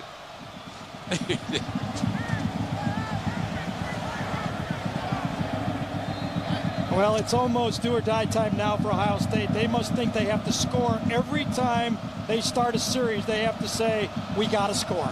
Looking for that big play, and they're going to pooch it. They're not going to let Ginn have a shot. They're going to give Gonzalez a chance to the 32-yard line. Landon makes the stop. Now, the biggest surprise of this game is the way Ohio State backed up on special teams. Frankly, folks, this is shocking. Missing an extra point. bobbling punts. Again had another nightmare. Holmes saved the day on that one. Then sliding a field goal attempt to the right. This is not what we expected. No, that's the advantage that Jim Tressel always plays with. Remember, there's a shanked punt in there also in this football game. 3 punt returns, minus 32 yards. Live by the sword, I guess, and die by it, huh, folks? Troy Smith's back there in the gun. Pulls back off of the fake. Steps it up, and he's got Gonzalez. Gonzalez at the Wolverine 40-yard line that time for 27 yards. You know, it's amazing, Red. If you were to talk to any Buckeye fan, they would say, if Troy Smith plays well, we're not going to lose the football game. Troy Smith has been more than playing well. He's been throwing strikes all game. He's been the best offensive Buckeye football player, and he's really been let down by a lot of good football players on his offensive team. 19 of 25, I'd say, Gary. He really has played well. First down and 10 for him now. Looking back to the left, hit on the release. Incomplete. Engelman was back there in center field, and that time he was popped by Woodley on the release. Yeah, that was an overthrow. That's that play that we saw work against Michigan State, where you throw back off the option one way, you throw back to the middle of the field. Santonio Holmes was open, but that ball just sailed on Troy Smith that time. He's lucky he didn't get it picked off. Jim Herman has done a superb job of keeping fresh rushmen on the field against Troy Smith. So critical in the fourth quarter of a football game. The big fellas tend to tire out a little bit. Gabe Watson's taking another break.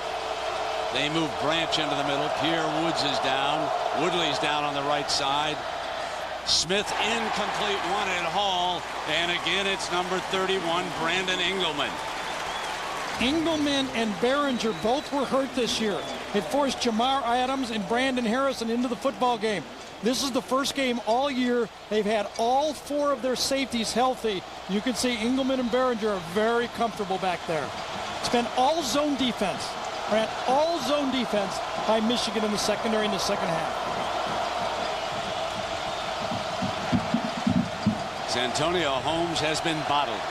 He goes out to the right of the formation. Mason will take him there. On 3rd down and 10. Smith. He'll take off. Can he get the first down? Battled ahead. Wow, that picked it up with that cutback. Second burst, and Crable over there, but that's a 14-yard run for number 10. Keeps the drive alive on 3rd down. Would not have made it had he not cut back to the field. And it looked to me like Troy Smith was not running freely. Like he could not really sprint full speed. Watch this. Doesn't have the burst we've seen before. Now watch him cut back. Just gets inside. Looked like he was going to go out, and Lamar Woodley kind of threw out that chicken wing that time, and that allowed Troy Smith to get the first down. 14 yards on 3rd and 10. Trailing it by 9. Ginn is off to his right. Crable standing up. Middle. Holmes has got a touchdown, Buckeyes. Now they're going to call a celebration dive. Now, how does the official know that Santonio Holmes didn't think he needed to do that to score? You know I don't like that. That is, I think that's one that they should get together and talk about and say, come on, this is a pretty big game. It's not coming off the board, I'll tell you that. And of course, Lloyd Carr's going to take it on the kickoff. No question. Unsportsmanlike conduct after the touchdown, number 7 on the offense. The touchdown is good. The 15-yard penalty will be enforced on the kickoff. And remember, Josh Houston can put that ball into the end zone. That's going to give Michigan field position. Yeah, from the normal kickoff spot, no question about it. And now it appears as though Preston or another Wolverine may get a piece of it. Houston's missed one extra point, but not that one. That was nailed right in the middle, wasn't it? Here's that option play again, back to Holmes. He's running the same play that was overthrown before. This time a perfect throw, splits the defenders, and you can see it, Behringer closing on him right there. I think you got to err in favor of the player thinking he had to score. Engelman just can't turn his hips quickly enough at that safety spot. And Holmes dives in for the touchdown, 21-19. So a big kickoff. Each person has a unique way of seeing. On it, too. What I was saying before I was so rudely interrupted by those who pay our bills, my fault, my turnover, is that I've always thought the people who dive into the end zone risk an injury. I can't remember who I was covering once. Somebody dove into the end zone like that, injured an elbow, and missed a few games. And that you just have to teach them not to go in. But there definitely was a safety coming over. Now, from the 20, this is returnable. They keep it out of Bruston's hands. They put it in the big fullback's hands. Rumble fumble! Ball is loose. Let's let them sort it out. The Buckeyes think they've got it. And the signal is the Wolverines recovered. The first official hand that I saw down there. And Steve Breston up to save the day. Oh, my, what a save for number 15. Will Paul is the guy who gets the football. He doesn't have the football a lot in this Michigan offense. Starts to break through, but you can see it. It's on the way, on the ground, and Breston comes right back to him, bounces to him. But look at the difference in field position. 28-yard difference because it's been on the 20, and now it's on the 48-yard line. It's like 3 first downs. Ball at the 48-yard line. Massey is the H-back. Ecker, the tight end, on the right side of the formation. Remember, Massaquoi was shaken up. Avant comes through the formation. Play fake by Henney. Sprints hard, drops in. It's dropped by Massey. The H-back, the injury to Massaquoi hurt him right there. And college football on ABC, brought to you by General Motors. IBM, business consulting of a different order. And Pacific Life for insurance, annuities, and investments. Choose Pacific Life, the power to help you succeed. Folks, some big money moments unfolding here at 6:25.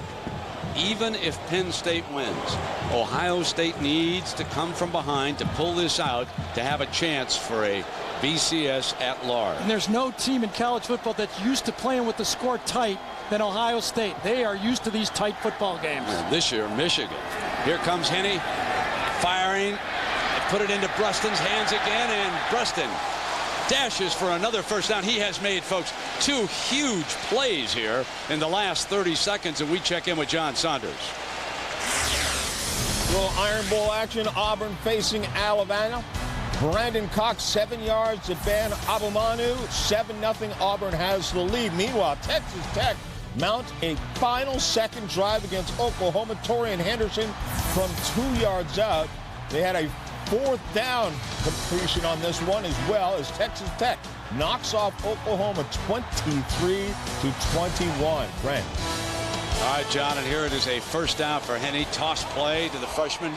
Brady can't get back to the line of scrimmage.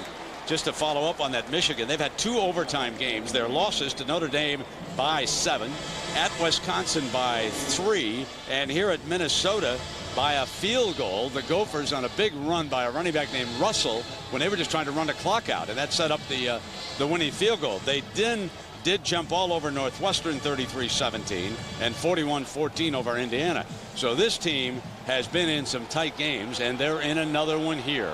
2nd down and 11.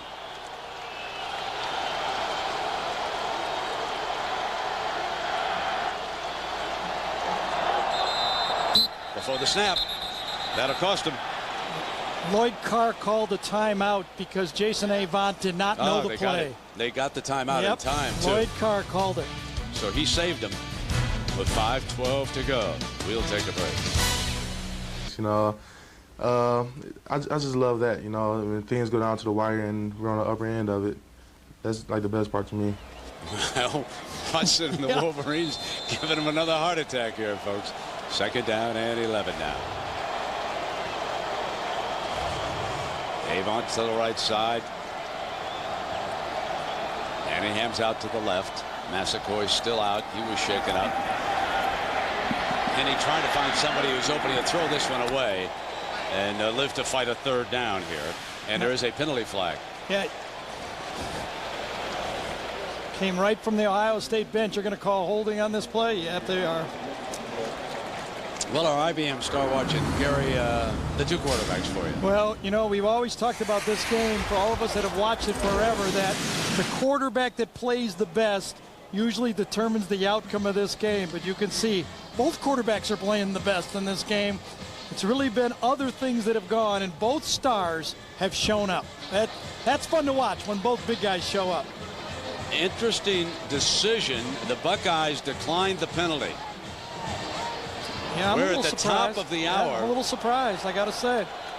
It's a 2-point difference right now, 21-19. Michigan, all three in a battle now, and here we come. This is a big decision by Tressel. He doesn't think the Wolverines can get a first down. Here comes that flanker screen. Preston dashes across the 35-yard line, and now 4th and short. Did that give them a chance to make the field goal here? Well, it's into the wind. Yeah, remember, Jim Tressel made the decision to go with the wind in the 4th quarter, so now Michigan has to decide whether they should kick a field goal into the wind. Injured Wolverine, and that's Hennigy. Leo Hennigy, the offensive lineman, is down, and Henny comes over to the sideline.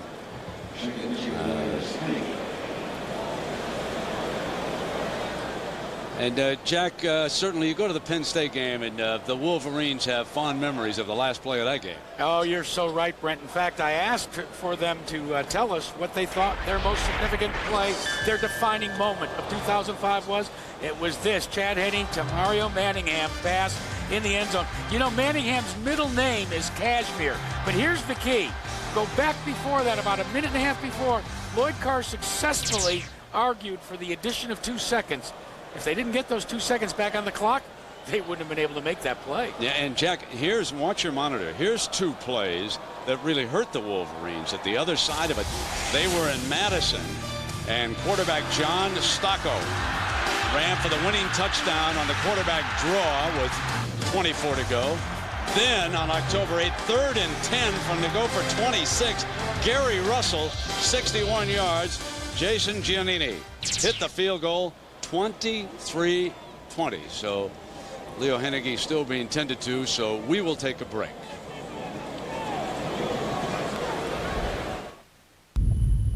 He was one of the trainers back in 1974, and he suffered an injury. I know, Jack, you have been in touch with the Michigan officials and contacted John. Update us on that story as Hennigy goes off. Yeah, but first let's take you back to the Iowa game where the injury occurred.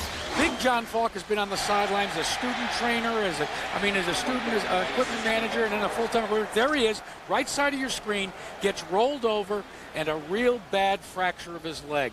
He missed a game, in fact 2 games. The last 2, he showed up at Indiana last week at the home game here. I've talked to him. I talked to him this morning. He was out there in his wheelchair directing traffic, getting everything all set up, and he's sitting now watching it in the new Champion Center that's adjacent to the big house here.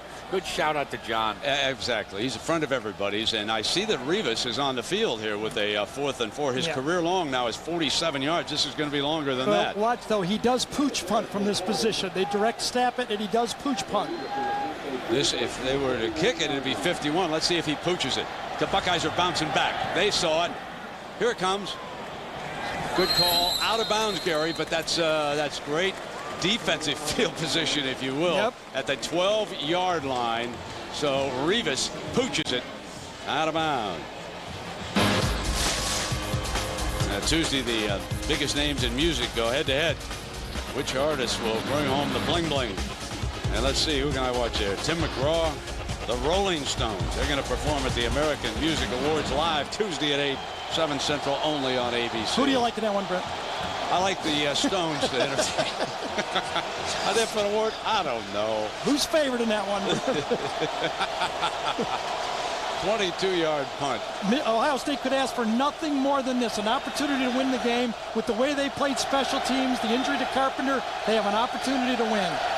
They've got the wind, but they're in the teeth of a crowd, and again, hanging on as he goes out of bounds. Did he have control as he was driven out over there by Leon Hall, the corner? And they're going to spot the ball up there at the 20, the other side of the 20-yard line. So Trussell calls the play, and here comes Troy Smith. Both coaches have made a bundle of decisions in this football game, and I can't really argue with any of them. Every coach has gambled. They've been conservative. They've punted when they've had to. They've changed defenses. Been a well-coached game. Pittman slashing ahead for the first down, and we see the Big Ten today. Iowa big. Northwestern comes on to beat Illinois. Those teams all be headed for a bowl, including Minnesota. Purdue, strong finish to their season.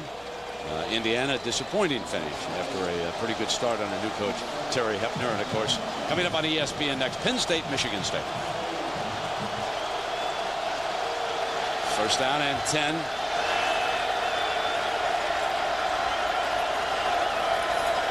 Here's Smith. Great time, incomplete to Gonzalez, the intended receiver. And it will be second down. Great job. 10. Great job by Willis Behringer that time, playing the safety. He saw Gonzalez coming across the middle. He was ready to really lay the leather to him. But when the ball was incomplete, he pulled off the play and didn't get the dumb penalty at this time of the game. White, the fullback, brings the play in from the sideline. 3:17 to go. The Buckeyes with a pair of timeouts. And a first down stops the clock. Second down, need 10. Smith tries to spin away, does, fires, got it. Into Tiggins' hands. What an escape by number 10 on the full spin.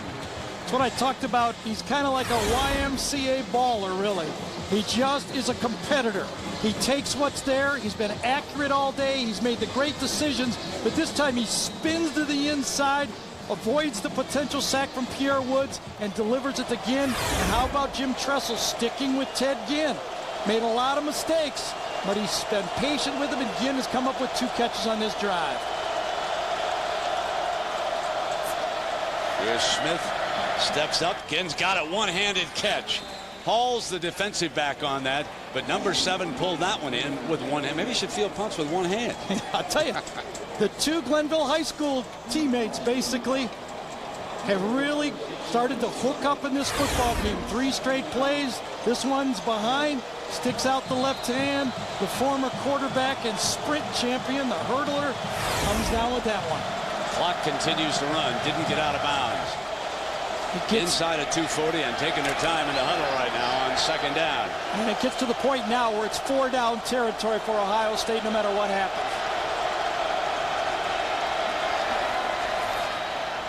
Holmes falling out of bounds with a first down at the 47-yard line.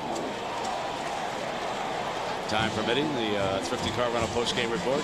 John, Craig, and Aaron, they'll have highlights and analysis of all the games. What a wonderful Big Ten season this has been. Yes, it has come down to the big 3, but been some great moments for a lot of teams. Northwestern's run behind Brett Bazinet was exciting. The Badgers, Barry Alvarez's last year. Iowa up and down. Minnesota going to a bowl game. And of course, Joe Pa, 78 years old, can win a share of the title at least and go to the BCS Bowl. Got Holmes, couldn't split him, hanging on's Mason. And close again to another first down. They're just moving right down the field. Yeah, the Michigan zone defense now is giving those underneath throws, and Troy Smith, Jim Tressel, and the Ohio State Buckeyes are taking those underneath throws. They're giving up yardage and taking time off the clock. There's Houston. You know what he has to do? He's missed an extra point, a field goal, and he's got to get down to the 30-yard line to get his career long. Missed his last field goal attempt. Under center. He's going to take off. And he is tackled by the safety, Engelman. If you're Ohio State, if you're going to kick a field goal or you're going to score, you got to understand Chan Henne, and we showed you against Penn State, is used to bringing his team back without much time. So if you're Jim Tressel, you're saying, I'd like to work the clock. I want to make first downs, but I'd like to cook this thing with about 6 seconds on the clock.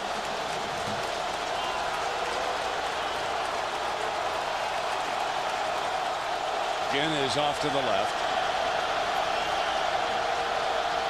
First blitz in a while. Smith into the teeth of his Holmes, and down at the 30. It's a good thing he went down. He was home free. Had he stayed on his feet, he would have dashed for the score down the sideline, and he knows it. I thought Grant Mason, because of a double clutch by Troy Smith. Watch Troy Smith double clutch.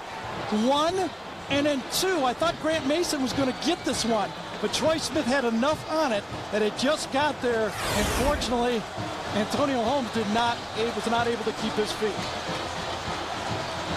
We got a timeout with 47 seconds to go, and how about the field goal kicker? Is he getting a little nervous over there, Jack? Surprisingly, the answer would be no, Brent. In fact, he was there. He was loosening up, practicing his kicks, checking his mechanics. And I said to him, I said, what do you think? He looked at me square in the eye and he says, Jack, I've dreamed about this since I was a little kid. He said, in fact, this year I've dreamed about it. He says, I've made these winning field goals in a Michigan-Ohio State game in my mind, oh, so many times. Now you wonder, a good friend of ours, Jack, Vlada Janikowski, watching back in Columbus and hoping that they can get him set up. And, of course, a year ago, they were relying on Nugent. Now, Houston, as we showed you, his career long is 47 yards, and he duplicated that today. He also had a 25-yarder, missed a 46-yarder, and an extra point.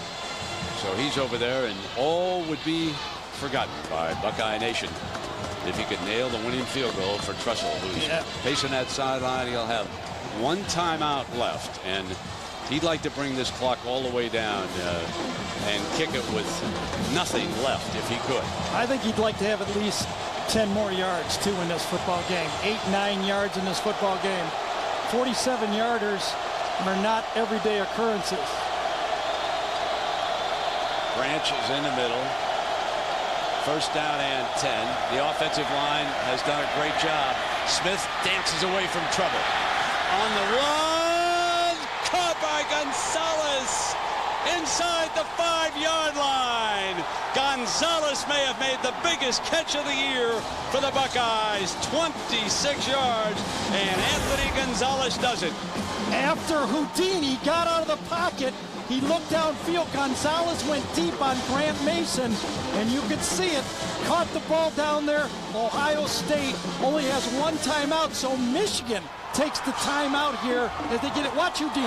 Watch Houdini right here. The pocket collapses on him. He bounces inside. He wants to run.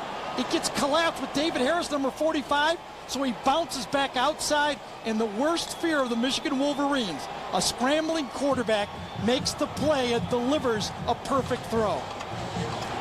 Watch Gonzalez to the outside. He breaks his route. It was just a quick out, but then he sees quarterback Troy Smith get out of the pocket. He goes deep exactly the way you're taught. When you're the near side receiver to a scrambling quarterback, you go long, and that's exactly what he did. A well-coached and a well-thrown ball, and look at Gonzalez.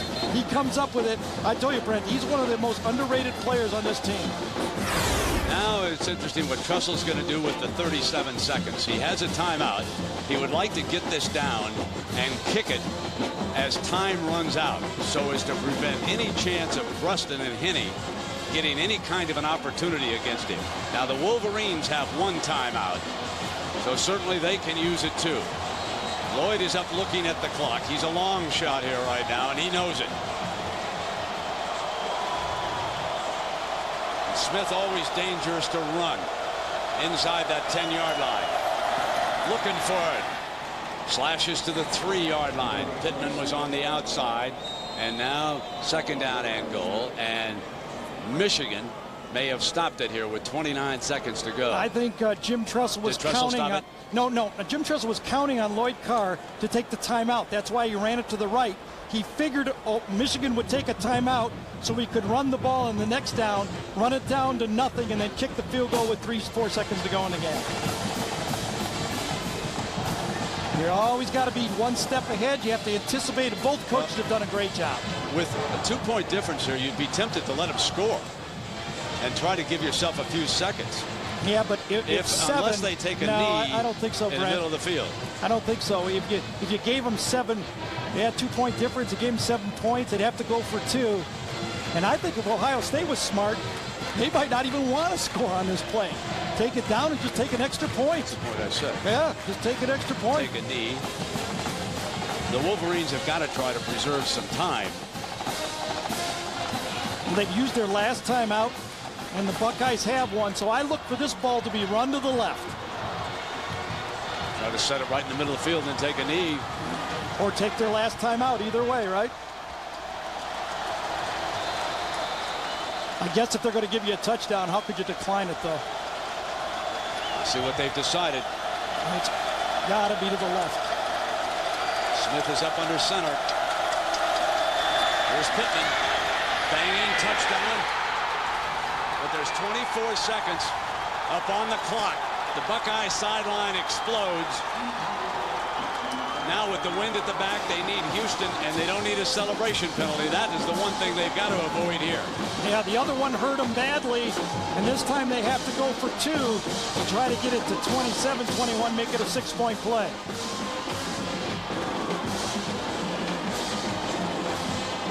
Look at Bobby Carpenter. You got to feel for that guy. He got to play one play of his last game at Ohio State.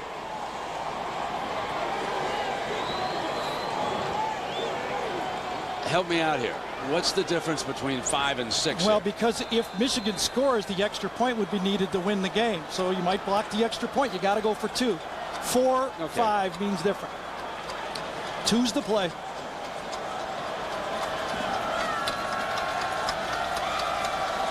So Troy Smith up under center.